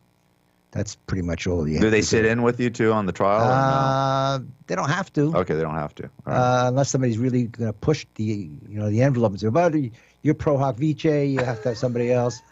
I guess you could. Okay. It depends on what kind of case you have. I dig But it. the number doesn't mean anything. Okay. Number is just a number. So I could sue somebody for $1 million. It wouldn't matter. Absolutely. And if you want to look at things from a strategic standpoint, let's assume that you want to hit somebody for a big number like that, and you know they're going to avoid it. They're going to disappear. They're not going to answer, and you're going to get a default. You could win that case with a default. Now, let me ask you a question. Let's say I filed a lawsuit for $1 million on a certain radio personality that I should have done years ago, and he's in New York. Yeah, I know where he is. What would happen? Let's just say I did. Let's just say 10 years ago I did this. Well, first of all, you have to watch for statute of limitations. Okay, well, it's over. Let's just say it happened it was within the statute. It was within the statute, and I was upset. And they didn't pay me, and they But took that my idea. Upset doesn't matter in a contract. No, I'm just saying. No, I know, but they didn't pay me, and I went back and forth. I wanted to just file a lawsuit, regardless. Okay, yeah. For $1 million, what would happen? Like if I filed here in Los Angeles, would I have to file in Los Angeles, or if he's in New York, do I have to go to New York, or how does it all work? Okay, well, Curious. I think we talked about this last week. What's called the long arm statute. I don't think so. Okay, I well, don't think we did. I don't know. I don't the think long so. arm statute is, and I looked it up. I hadn't looked at it since I was in law school. Wow. But I found it was still there. It was on a tablet of some kind, Yeah. Stone tablets. It was before the regular tablets. Old law. Yeah, under certain circumstances, if the conduct took place here in California, or you could prove that some of the conduct took place here in California, the contract was negotiated here, money was paid here, there were communications with you here, things of that nature, you can sue that person and serve them in New York. And they would have to respond to the California action. What happens from a technical standpoint, and I try not to get too technical on the show, from a technical standpoint, somebody argues the lack of jurisdiction, or venue is a better term for it. They could argue that there's an inconvenience. It's called forum non-conveniens. Mm-hmm. That's the legal term for it. I throw these legal terms out every now and again to show you I do remember some of them. That's cool. And We wanna hear these things. legal non-convenience. And it's up to the court to decide whether or not they send it back to New York. Not back to New York, send it to New York, because that's the appropriate place, all the witnesses there. Or it's a weighing, balancing act as to where it's going to go or not. Okay. And there's also a possibility, and this one is called diversity of citizenship. It's a federal concept. And diversity of citizenship says, and again, I'm just taking the very, very elementary, simple definitions. I don't want to get into all the complexities of it. Right. But the fact of the matter is, one party is a resident or domiciliary, that's what they call it, of another state from you. And so therefore you have diversity of the two states. And generally, if the amount involved in the case meets a certain minimum threshold, that case ends up in federal court. And I will tell you, and I must admit that I'm prejudiced. I don't like federal court. Why? I've never liked federal court. Why don't you? Too strict? That's part of it. Yeah. Too rigid. Yeah. And there's so many things to do that you have to do that I don't think are necessarily that important, but you have to do it. You have to have a joint pretrial conference statement, and you can spend weeks preparing some of that stuff. And you get a shorter jury. You get no voir dire. Voir dire meaning you get a chance to question jurors as to who they are, what they do. They work at Walmarts. Oh, yeah. That voir dire is very important. No, I know. I used to think it was more important than it is in reality, because now it's Forrest Gump. You know, you got somebody sitting there, you have no clue. They work for Walmart, and they're looking at their clock to get out of there. There were so many different factors in the selection of a jury. I'm kind of getting ahead of myself here with the pleadings and things. Yeah. But to answer your question, you might be able to do it. You got a personality that flies back and forth here, is here often enough. Show is distributed here. Yeah. You might have enough what they call contacts. Damn. The old case used to be called the International Shoe Case. For those of you who are interested in looking it up, it's something that you probably should if you're interested in jurisdictions. It basically decides where cases should be tried. And one of the things you put in your pleading, your complaint, is why this case should be heard here in Southern California or wherever it is that you want to try it. So that's called the pleading stage. I wish I would have known you 10 years ago, Judge. Who knows what could have happened? Would it have been as much fun? I don't know about that. Yeah, it would have been cool. 10 years ago, I was practicing full-time. I'm just saying, I could have used you. But I got to tell you, I'm a different guy than I was. I know. Well, when I was practicing full-time, I was an incredibly aggressive lawyer. I mean, you didn't want to be on the other side of me. I was not terrific. That's why I want you. That's why I want you. That's why I would have loved to have you. But I got more mellow as the years went by. We all do. Yeah, I started to talk to people with a little respect and dignity, and then I joined. I don't know how long I've been a member of ABOTA, the American Board of Trial Advocates, but that's a professional organization that you get invited to. And the concept of the organization, which really consists of the best, is civility. You know, we each treat each other with tremendous respect and dignity, whether we don't like you, whether we're opposite to you in a big case, or you have a lot to. For us, it's all about being civil to each other. And so many times you have conversations with people in a social context that are very, very nice, and then you're in a courtroom and you're yelling and screaming at each other. So it's just the way it works. Right. But now you got a pleading, okay? Okay. The other side has to be served with that pleading. Service means either handed to that person or something done called substituted service. Substituted service is you can't get a hold of the person. They're dodging you, whatever, but you know where they live and you know who's living with them. So you have your process server, and it's always wiser to use a process server. The sheriff's department is good. Yeah, or you can use private individuals. If they have a license, there's a presumption. A presumption means you have to assume that this is the way it is. There's a presumption that service is proper. Anybody can serve a complaint as long as it's not you, as long as they're 18 years old or more, okay, and not a party to the action. Okay. That's the rules. Right. So now you serve them, either personal service, substituted service. In unlawful detainers, there's another form of service, which we don't have to get into now. And they have a certain period of time to respond. So what does a response mean? You just got served. Somebody just showed up. You're watching a football game. The doorbell rings. You open it up. The guy hands you this summons and complaint. A summons is basically just the front page of the complaint telling you were being summoned, not physically summoned. No, I know. You're being summoned in connection with this particular case, and here's what it's about. So you usually have, in California, you have 30 days. There's sometimes extensions. To what, to answer it? To answer the complaint? To respond. To respond to the complaint. I'm going to tell you, response doesn't necessarily mean an answer. It can mean several things. Okay. I'm going to tell you what they are right now. All right, cool. So you can answer, which basically says, I deny everything. And usually in an answer, you have what's called an affirmative defense. Statute of limitations. It wasn't in right. Whatever the technical argument is. It wasn't a contract, whatever. Whatever it is, it's called an affirmative defense. Latches, it took you too long. It doesn't constitute a cause of action. There's a list of probably 30 or 40 affirmative defenses that you can apply whenever you have them. Right. And so you end up either filing an answer, which sets the case what they call at issue. Are you, Judge? Why don't you take a drink of water real quick? I'm doing it. I know. I'm telling you. Yeah, you just. I don't want you to lose your voice here. Yeah, I mean, when I got served, and it seems like I've been served a few times for small claims cases, and by the way, I've won every one of them. They've all been gone my way. But it seems like the sheriff's department always knocks on your door, or it was at my studio one time at like 6 or 7 in the morning. Yeah. Why? Why did they do it so damn early? That's what I want to know. Why? Because that's the best time they're going to find you home. Find you home, right? Yeah, that's what I thought. It was crazy. I'm like, damn, man. But they don't make the service a lot of times. They make 3 attempts. Yeah. And then they go to what they call substituted service. Okay. The reason you use substituted service is because you can't serve the person personally. Now, people used to say to me, well, what if the guy comes to the door and I don't want to take it from him? Yeah, don't want to answer.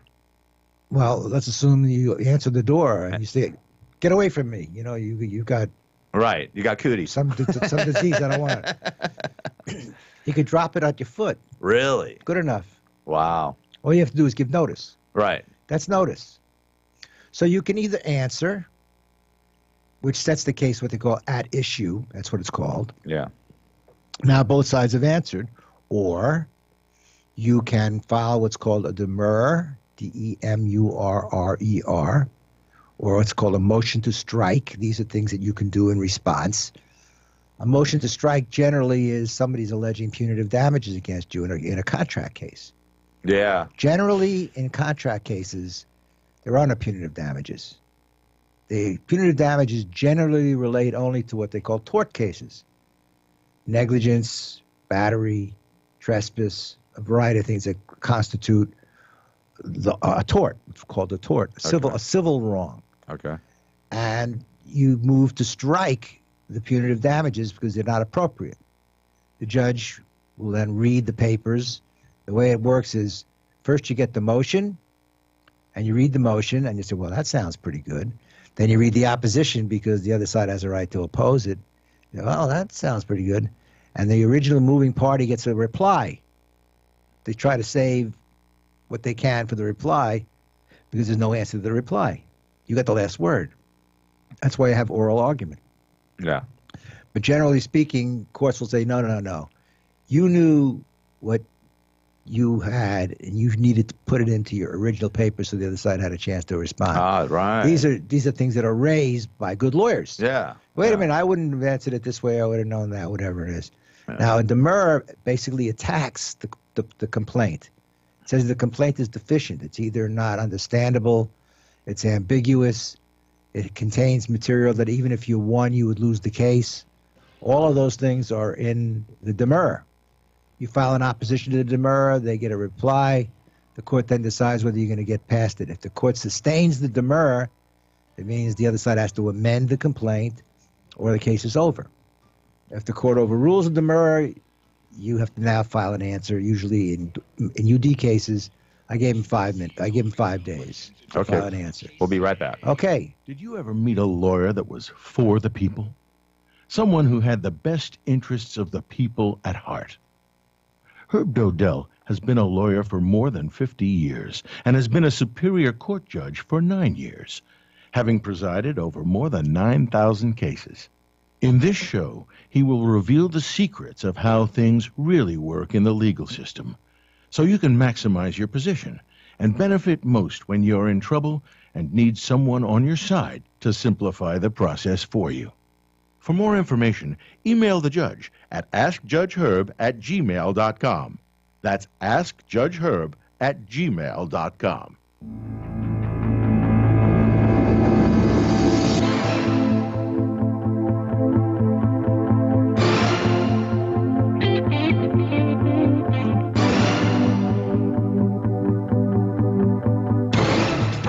Okay, much of what I'm talking about today is pretty technical. Yeah. If you narrow it down, it's just a complaint and an answer or an attempt to attack the complaint and things of that nature. But you're giving good information because, I mean, some of the stuff I didn't know. I mean, and I've been in a few lawsuits. Well, about a demurrer, for example, and I put this in the book. I personally don't believe too much in demurrers unless you have an absolute dead-bang winner. Because to me, that's just a way for the defense firm to run up the bill. The big problem with a demurrer is if it's sustained, it's usually sustained with leave to amend, meaning you're telling the plaintiff who filed the complaint, you made some mistakes. Yeah. What do you think the plaintiff does now that the court has sustained it with leave to amend? They amend. They take out the mistakes. Of course. They fix it. And you can say anything you want because the rule is, it's very important, this rule is very important. For purposes of a demurrer, everything is deemed to be true. Everything. Even if it's not. Really? So, I mean, it doesn't matter if it's true or not? Doesn't make any difference. That's crazy. That's how you can get past the demurrer. Wow. It's what they call you plead around it. You plead, if you know there's a 2-year statute, you can say within the last 2 years, such and such and such and such. Now you've gotten past it. Yeah. That's it takes a skill to do this, by the way. I mean, I never even heard of a demurrer before you brought it up today. I mean, I think to me that's just a dishonest way of making money. Personal opinion. Yeah. Every now and again there's one. I think when I was sitting in unlawful detainer cases, I would say I probably read a couple of hundred demurrers over the years, and I don't remember granting a single one. Why do lawyers do this? I mean, why would they? Time. Time? They just want more time. You're buying more time, and then you're charging the client more money. Yeah, both. That's what it's all about. Yeah, because what you do, even in unlawful detainer cases, if you file a demurrer, the court sets it maybe a month down the road. Normally, you have 5 days to answer. Now you've bought all this additional time. There's going to be a hearing. The court's going to make a ruling. If I would sustain the demurrer, or if I would overrule the demurrer, actually. Right. If I'd overrule the demurrer, I would give the other party 5 days to answer. So they bought some time. But I figured it out, what they were doing. I wasn't the first one to figure it out, by the way. What I would do is I wouldn't put the demurrer out that far. The landlord would come in and would make a request to have the demurrer advanced. It's called advanced. Okay. I would advance it on the calendar. I'd hear the demurrer right then and there, and if it was overruled, they go to trial right on the spot.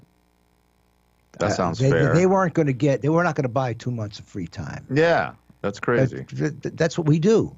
And I would sit in chambers and read these things, and they were always basically the same junk.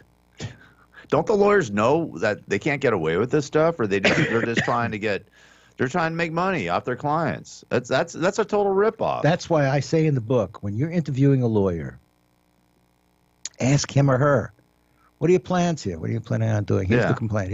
I just got served. Or how much money it's going to cost me. Can you ask them that? You can ask that, but the answer usually is I can't tell yet. It's too soon. Well, how many? Come on. But that's not necessarily the right answer.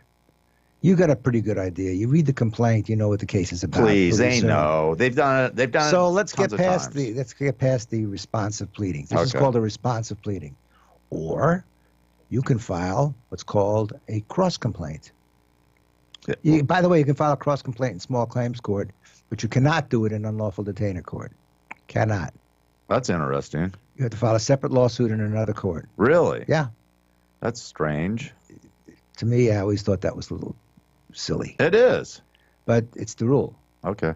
But in small claims court, you can file a cross complaint for $10,010. I felt like doing that to Baldy. But what you do, what it accomplishes, is it gets it out of small claims court. Oh, really? Sure. It's now above the jurisdictional limit. Okay.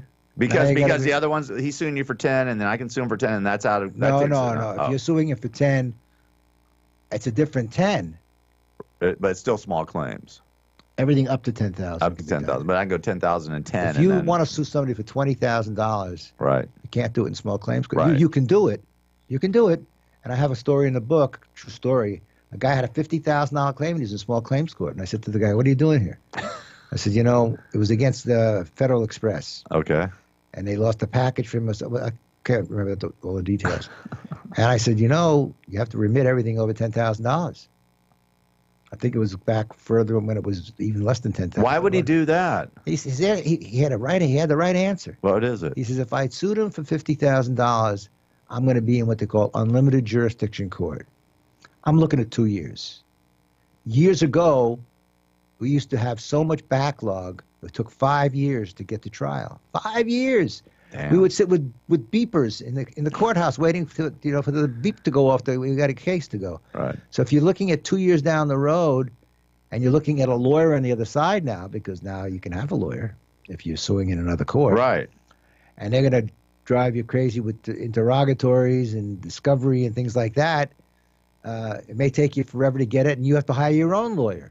So maybe it's better to take the 10 grand, walk away, and have nobody there to really fight with you. But why wouldn't he just sue for 10,000 instead of 50,000? I don't get. Well, it ultimately makes no difference. I know, that's what I'm saying. I'm just saying, why did he pick that? And it's sort of bizarre. I don't know. Anyways, he knows he can only get 10 grand though, right? And he got his 10 grand. Oh, okay. Well, cool. He ruled for him. Huh? I did. Okay. Well, he had a good case. He had a Okay. solid case. He just was looking at it from a practical standpoint. I dig it. And when you're in a lawsuit, practicality really is important. One of the first things you have to ask yourself if you're a litigant, whether you're suing somebody or you're being sued, is how much is it going to cost me? First question you want to ask yourself, what's it going to cost me?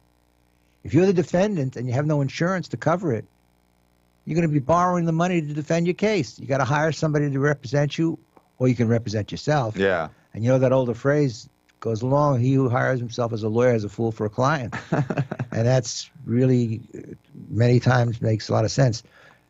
I saw a lot of what they call pro pers, meaning in pro persona, meaning by yourself, representing yourself. Yeah. And in landlord-tenant courts, I used to see pro pers all the time. I bet. They couldn't afford the lawyers. Yeah. And sometimes they do a good job. And I told the story about the NBA basketball player that had a $7 million house, and they were evicting him. And I was the judge on the case. I remember hearing about this. I never told you this No, story? you never told us the story. This is a big-time guy. Major famous guy. Really? I didn't recognize him. I was to tell you, the bailiff told me who it was. But I said, how long ago was this? Maybe 3 years. 3 years ago? Yeah, maybe. Are you kidding me? He's a major player. I'm talking about a serious guy. I'm gonna have to look him up. Anyway, he came in without a lawyer, and I said to him, he filed something in response. They were kicking him out of that. Kicking him out of the house. Okay. Foreclosed on his house. So I said, get yourself a lawyer. He didn't have one. I said, you might. I can't give you legal advice. I'm not permitted to do that. Because if I give legal advice to one side, I'm picking sides. Can't do that. So I said, look, I'm going to give you 2 weeks. Go home. Either get a lawyer or figure out a way to do this. You might have a defense. Might. Right. Came back 2 weeks later. This was in Torrance. Came back a couple of weeks later. No real change. The bank was there with their 2 lawyers and their suits on and the whole deal. And there was nothing I could do for this guy. I wanted to. He just ran out of money. He bought the $7 million house, and he stopped playing ball, and they things foreclosed? changed. They foreclosed, throwing him out. Wow. I signed the order throwing him out. Oh, my God. I felt badly about doing it, I must tell you. Oh, I really did feel badly. Big-time basketball player. Big, major player. And he was that broke? He was that broke. Apparently he was that broke. I don't know, but he waited for me after I got out of court. Uh-oh. And he was a big, tall guy. Oh, no, well, of course. NBA. Judge. Seriously tall guy. I bet. And, I'm not exactly a giant myself. So there I'm up to his waist. And I'm walking out the door, heading to the parking lot. We have a little parking spaces and stuff. Yeah. And he walked over to me and he wanted to talk to me. I said, I can't talk to you. He said, not unless the other side is here. I'm not permitted to have what they call ex-party communications. So he wanted to talk to me. I said, let me just tell you something. You seem like a very nice man. You needed to get a lawyer. I made the ruling today. There's a clock. I can't tell you what that clock says or how long, but you still have time. Go find yourself somebody. Maybe they can do something for you. Maybe you have a defense, maybe not. I can't tell you that.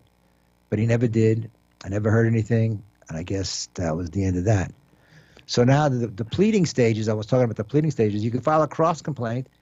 In fact, sometimes it's a real tactical decision that you have to make as a trial lawyer. It's all strategy, He could have done that probably, right?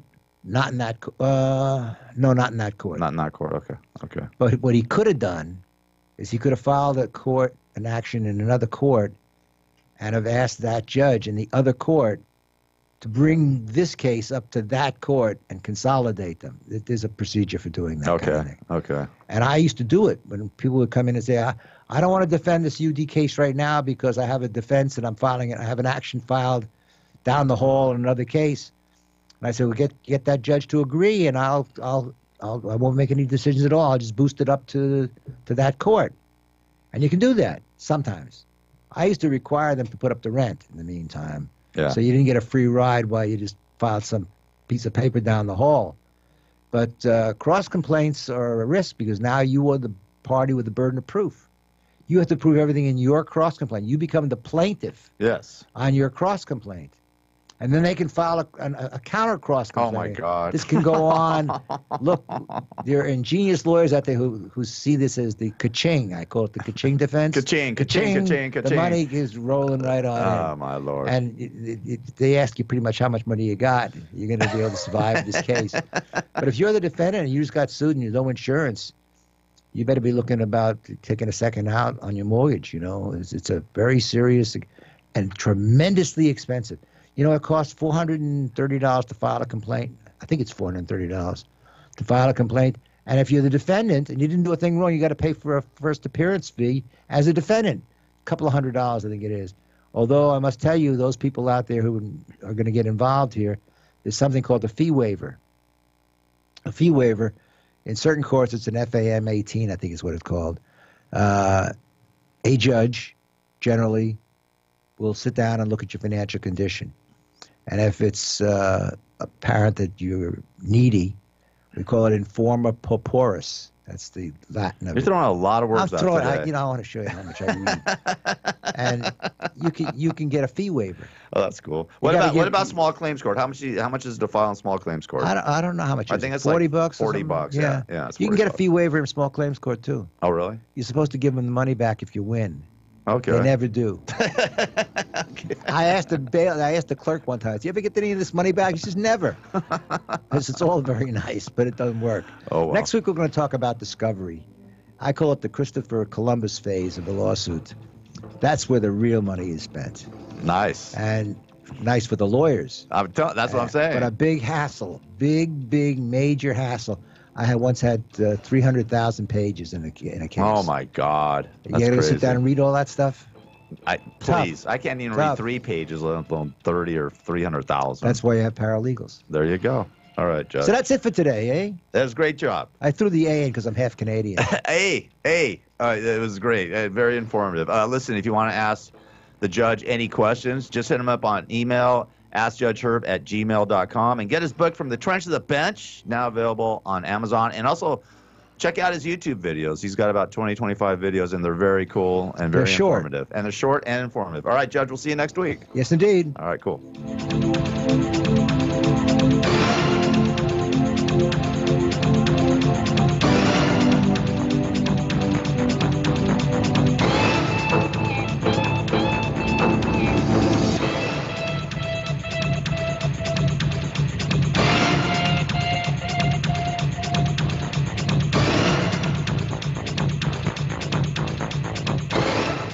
KCAA Loma Linda, 1050 AM, 106.5 FM, and now 102.3 FM.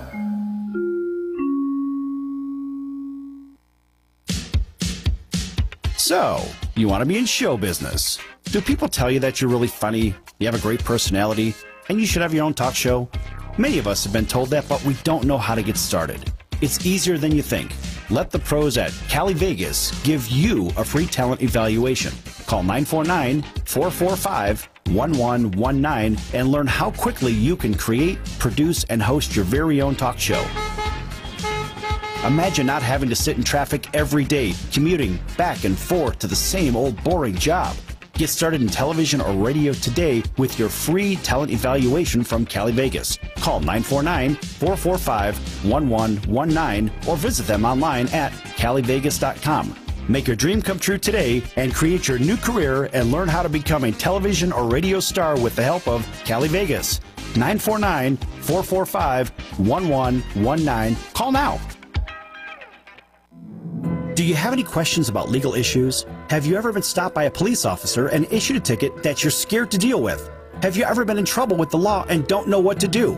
Do you have a will or power of attorney question? Is your home being foreclosed upon and you don't know where to turn? Maybe you were given a contract that you don't understand. For freedom and a worry-free solution, call for Legal Shield today at 213-245-1305. It's that simple. You will have access to high-quality law firms that will fight for you for less than $1 a day. Peace of mind is just a call away. That's for Legal Shield. Call 213-245-1305 or visit us at nocourt.us. It's justice for all and not justice for some. Are you a small business owner or pursuing the dream of starting your own company? Do you know where to start or how to grow that existing business? The American Business Trust Company has the answers you need. The American Business Trust Company can help you with startup capital, business strategy, sales and marketing, and establishing your company with a physical location or on the internet. You decide.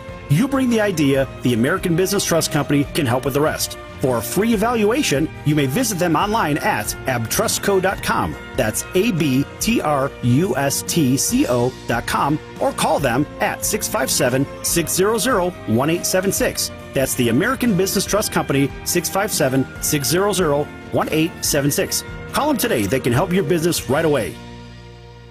A great radio show may sound like it's easy to make, but if you've ever tried, you know that's not the case. With the time spent engineering, producing, and archiving, you end up losing focus on what really matters, the content of your show. If you put your show on the Gab Radio Network, you'll be able to leave all those technical worries to our staff of highly trained engineers and producers. And all you need to do is have fun and put on a great show. Want to find out more? Send an email over to sales@gabradionetwork.com. That's sales@gabradionetwork.com. So, you want to be in show business. Do people tell you that you're really funny, you have a great personality, and you should have your own talk show? Many of us have been told that, but we don't know how to get started. It's easier than you think. Let the pros at Cali Vegas give you a free talent evaluation. Call 949-445-1119 and learn how quickly you can create, produce, and host your very own talk show. Imagine not having to sit in traffic every day, commuting back and forth to the same old boring job. Get started in television or radio today with your free talent evaluation from Cali Vegas. Call 949-445-1119 or visit them online at calivegas.com. Make your dream come true today and create your new career and learn how to become a television or radio star with the help of Cali Vegas. 949-445-1119. Call now. Do you have any questions about legal issues? Have you ever been stopped by a police officer and issued a ticket that you're scared to deal with? Have you ever been in trouble with the law and don't know what to do? Do you have a will or power of attorney question? Is your home being foreclosed upon and you don't know where to turn? Maybe you were given a contract that you don't understand. For freedom and a worry-free solution, call for Legal Shield today at 213-245-1305. It's that simple. You will have access to high-quality law firms that will fight for you for less than $1 a day. Peace of mind is just a call away. That's for Legal Shield. Call 213-245-1305 or visit us at nocourt.us. It's justice for all and not justice for some. Are you a small business owner or pursuing the dream of starting your own company? Do you know where to start or how to grow that existing business? The American Business Trust Company has the answers you need. The American Business Trust Company can help you with startup capital, business strategy, sales and marketing, and establishing your company with a physical location or on the internet. You decide. You bring the idea, the American Business Trust Company can help with the rest. For a free evaluation, you may visit them online at abtrustco.com. That's ABTRUSTCO.com or call them at 657-600-1876. That's the American Business Trust Company, 657-600-1876. Call them today. They can help your business right away. A great radio show may sound like it's easy to make, but if you've ever tried, you know that's not the case. With the time spent engineering, producing, and archiving, you end up losing focus on what really matters, the content of your show. If you put your show on the Gab Radio Network, you'll be able to leave all those technical worries to our staff of highly trained engineers and producers. And all you need to do is have fun and put on a great show. Want to find out more? Send an email over to sales@gabradionetwork.com. That's sales@gabradionetwork.com. The following show is produced and distributed by the Gab Radio Network.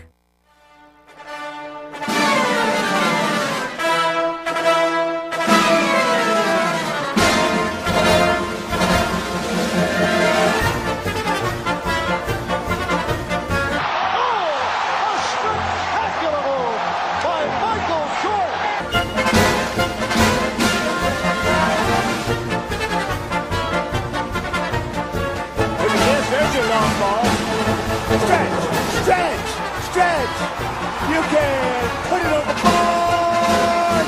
Yes! Welcome to the Sports Circus. I'm your ringmaster Sal here at Long Beach Lenny. Today's show is brought to you by InvestTrustDeeds.com. InvestTrustDeeds.com. Give them a call for all your real estate and financial needs. In fact, call and ask about their high rates of return on investment. Call Corrine at 702-214-4700, 702-214-4700. That's Corrine. Ask her about high rates of return on investment, 702-214-4700, or visit them at InvestTrustDeeds.com. Make sure you tell them the circus sent you.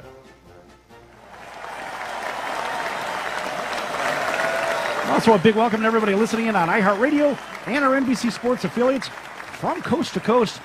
And Lenny, we have an in-studio guest right off the top, and that would be Chris. Chris works for the Las Vegas 51s. That's the AAA New York Mets. Let's give her an enormous round of applause. Good. How you doing today, Chris? How's everything today? Everything's wonderful. I'm here. What Great. else could I want? Where are you from? I'm from close to London in England.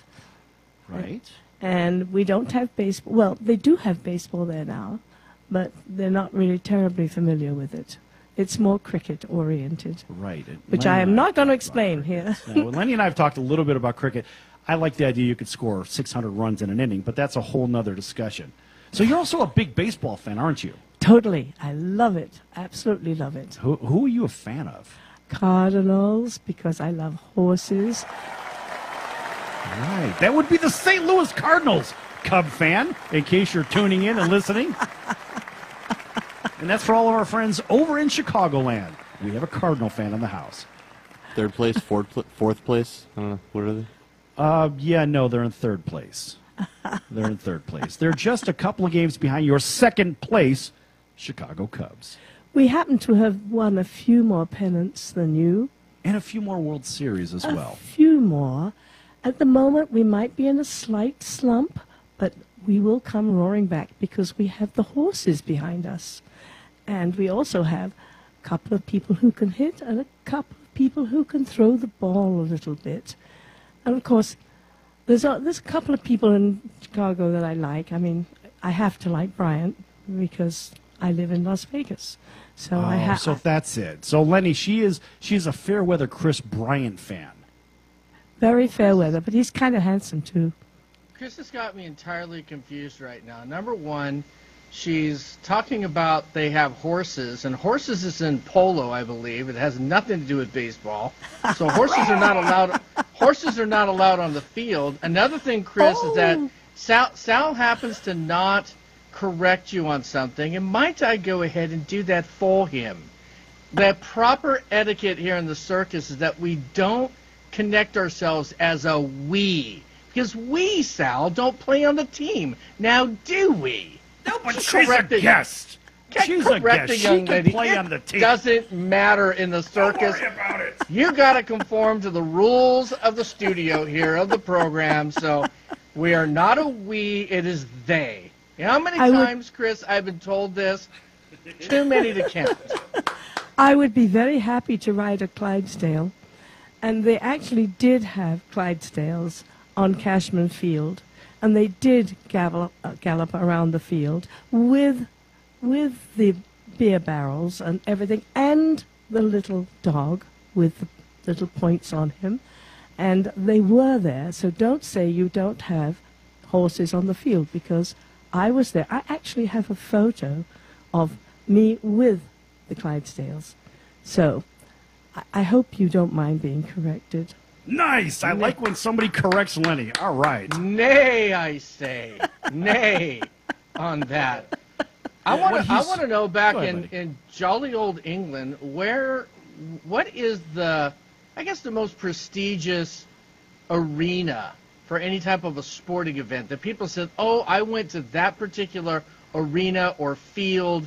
If I was a visitor, Chris, where would I say back in America, hey, when I was in England, I went to a sporting event at this particular venue?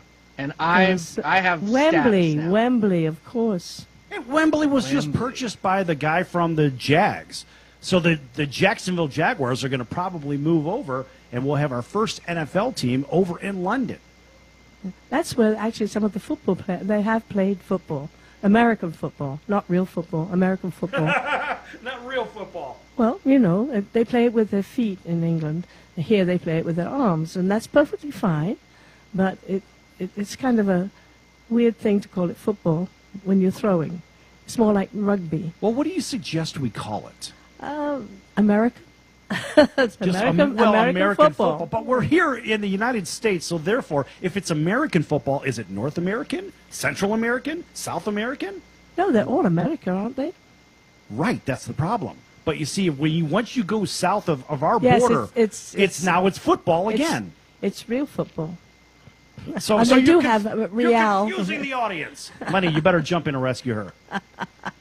I'm telling you, right now, I mean, first we went to horses, and now we're talking about football not being football. So what am I? Am I being re-educated on my American football? Okay, so we're not going to call it that. We're just going to call it, bruiser NFL? ball. We can't, AFL? National. NFL?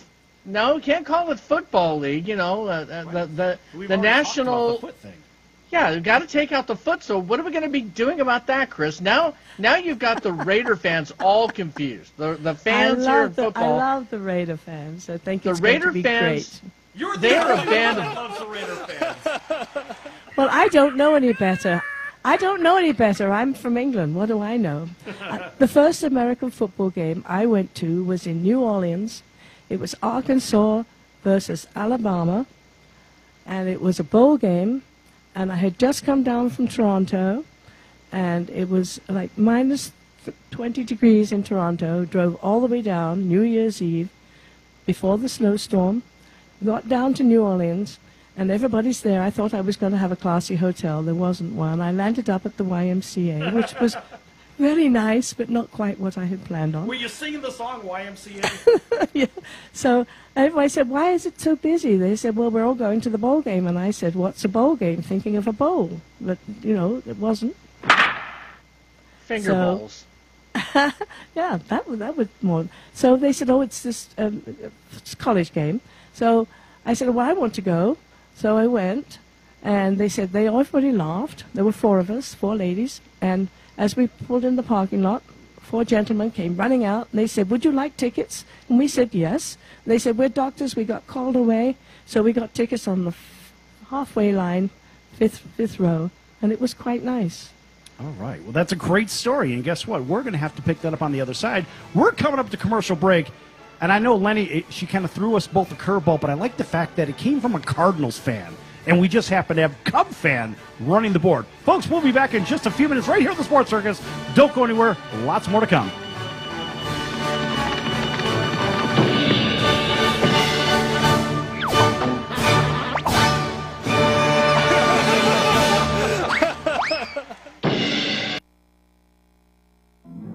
Do you have any questions about legal issues? Have you ever been stopped by a police officer and issued a ticket that you're scared to deal with? Have you ever been in trouble with the law and don't know what to do? Do you have a will or power of attorney question? Is your home being foreclosed upon and you don't know where to turn? Maybe you were given a contract that you don't understand. For freedom and a worry-free solution, call for Legal Shield today at 213-245-1305. It's that simple. You will have access to high-quality law firms that will fight for you for less than $1 a day. Peace of mind is just a call away. That's for Legal Shield. Call 213-245-1305 or visit us at nocourt.us. It's justice for all and not justice for some. Are you a small business owner or pursuing the dream of starting your own company? Do you know where to start or how to grow that existing business? The American Business Trust Company has the answers you need. The American Business Trust Company can help you with startup capital, business strategy, sales and marketing, and establishing your company with a physical location or on the internet. You decide. You bring the idea, the American Business Trust Company can help with the rest. For a free evaluation, you may visit them online at abtrustco.com. That's ABTRUSTCO.com or call them at 657-600-1876. That's the American Business Trust Company, 657-600-1876. Call them today. They can help your business right away. A great radio show may sound like it's easy to make, but if you've ever tried, you know that's not the case. With the time spent engineering, producing, and archiving, you end up losing focus on what really matters, the content of your show. If you put your show on the Gab Radio Network, you'll be able to leave all those technical worries to our staff of highly trained... Before, you might think it's an execution problem, but it's probably that you're going to market with age of the seller practices when your customers have age of the customer expectations. My new book, The Age of the Customer, Prepare for the Moment of Relevance, will help you make the transition from old practices to new ones that will allow you to meet these new customer expectations. Find out more about my ideas and how to buy the book at ageofthecustomer.com. This is Jim Blassingame. Thanks for listening.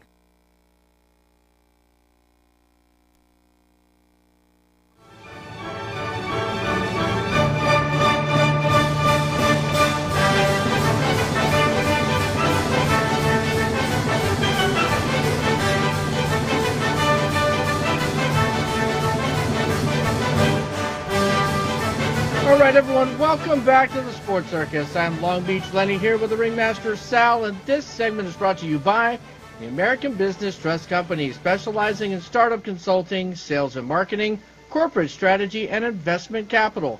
Visit them at abtrustco.com, that is ABTRUSTCO.com, or give them a call at 657-600. 1-876, that number again, 657-600. 1-876 for all your business needs, and tell them the circus sent you. Okay, and a big welcome to all of our iHeartRadio and NBC Sports affiliates from coast to coast. And folks, if you want to call into the Sports Circus right now, please go ahead and give us a call, 844-305-7800. Lines are open at 844-305-7800. And Sal, we have from across the ocean... we have a special guest in studio. That would be Chris from jolly old England, who works for the Area 51's, the New York Mets, AAA affiliate out there in Lost Wages. That's right. We'll give Chris another big round of applause.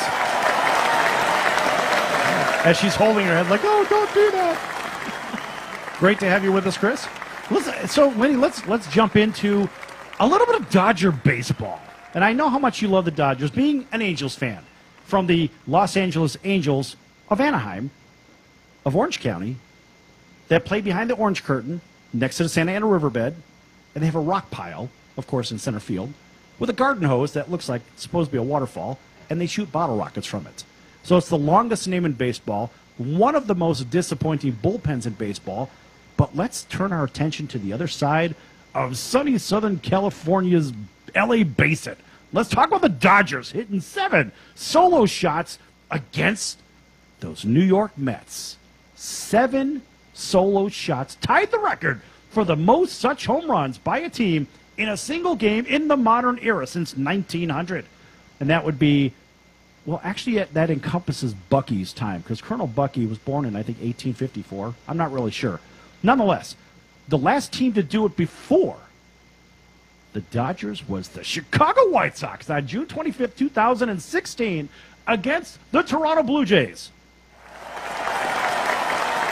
So therefore, the White Sox do make the media, unfortunately just not with a win because they only have maybe 26 wins. But how about 7 home runs, Lenny, in one game? That's maddening.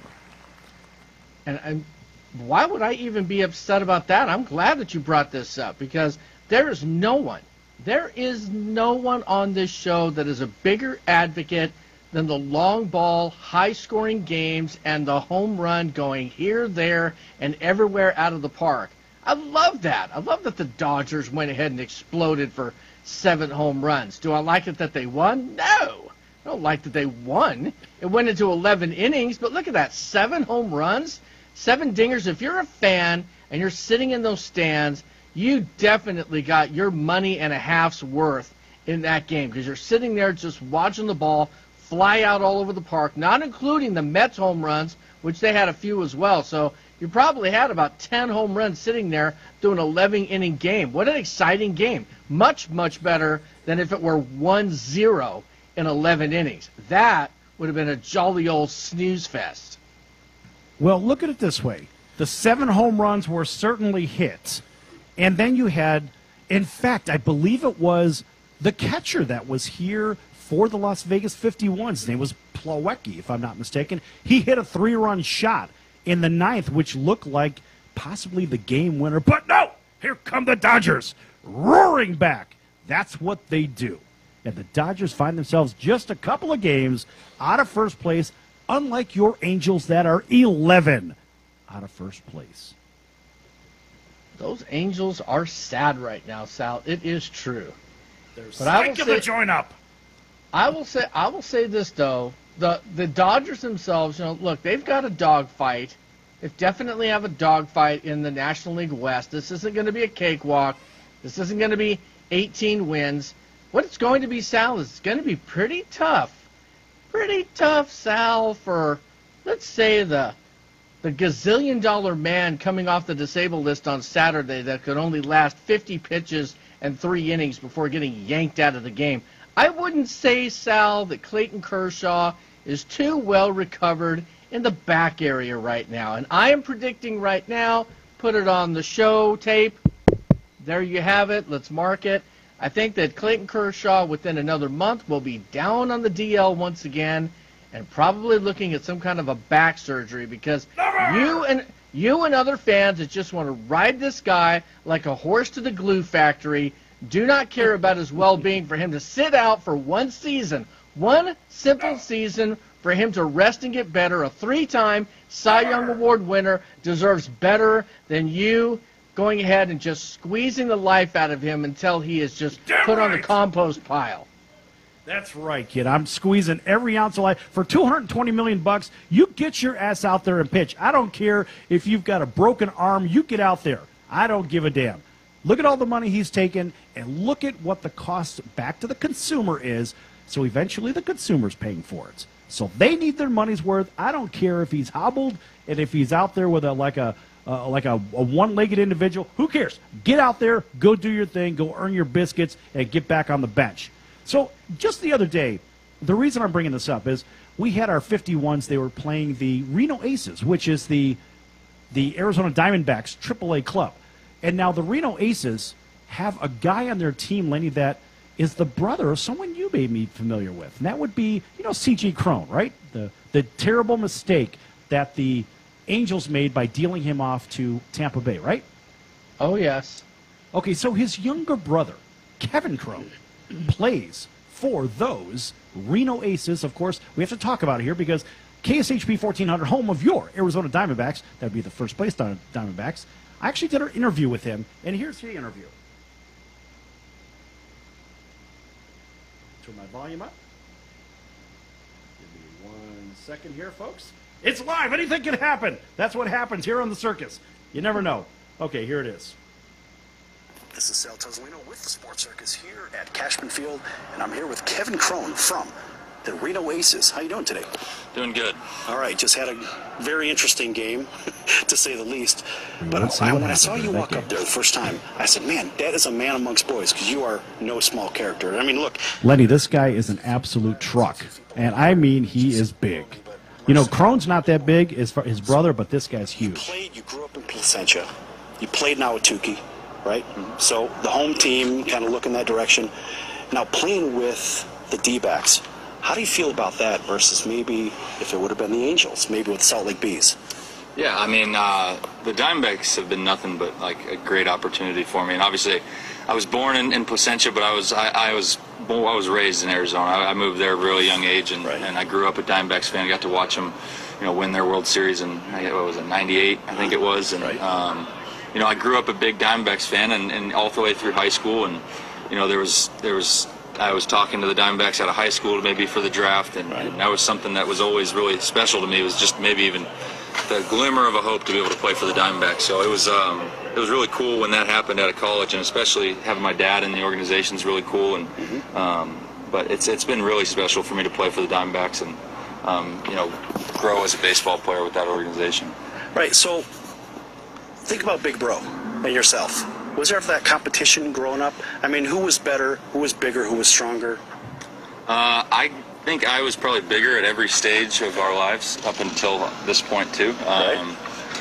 But it was definitely a lot of just friendly competition between the both of us. Growing up, going to the yard with our dad every day, I'm 5, he's 8, all the way through me being 12 and him 15. We're just shagging fly balls during BP with our dad, and having competitions on who can catch the most balls, and just little things like that. Growing up, almost having each other as our best friends because we're gone from our hometown for so long, traveling with my dad. So being able to have my brother with me through that was really cool. And then even on till now, being able to both be in the same business, I guess you could say. Kind of the family business now, right? Absolutely.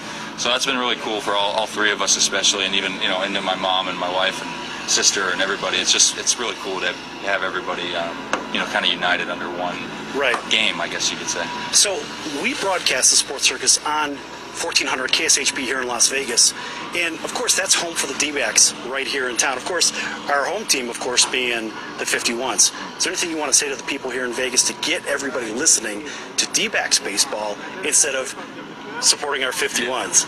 Yeah, I mean, I think the thing about baseball is it's just you find a lot of just pure baseball fans more so than team fans, even to some extent. And I think it's just really cool when you come out to minor league parks like this and you find a big collection of Diamondbacks fans, whether it be here in Las Vegas or even in some places like Salt Lake or Fresno. It's cool to see how far a fan base can stretch, and I think the Diamondbacks have been building that for the years in the past, and I think it's just continuing to grow. And like you said, Las Vegas is almost closer to the Diamondbacks than any other team, so there's definitely a good following, and I think it's really cool to be able to see that every night.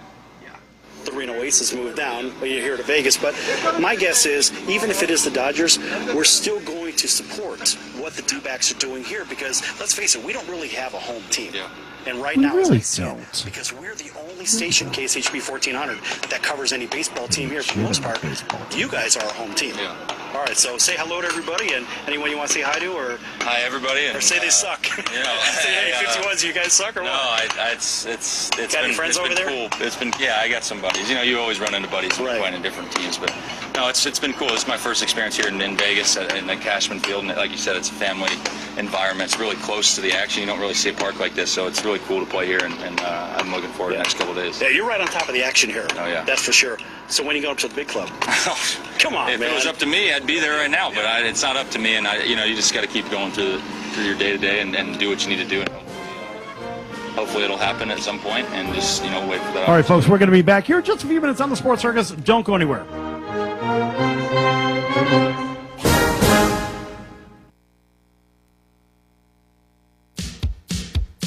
So, you want to be in show business. Do people tell you that you're really funny, you have a great personality, and you should have your own talk show? Many of us have been told that, but we don't know how to get started. It's easier than you think. Let the pros at Cali Vegas give you a free talent evaluation. Call 949-445-1119 and learn how quickly you can create, produce, and host your very own talk show. Imagine not having to sit in traffic every day, commuting back and forth to the same old boring job. Get started in television or radio today with your free talent evaluation from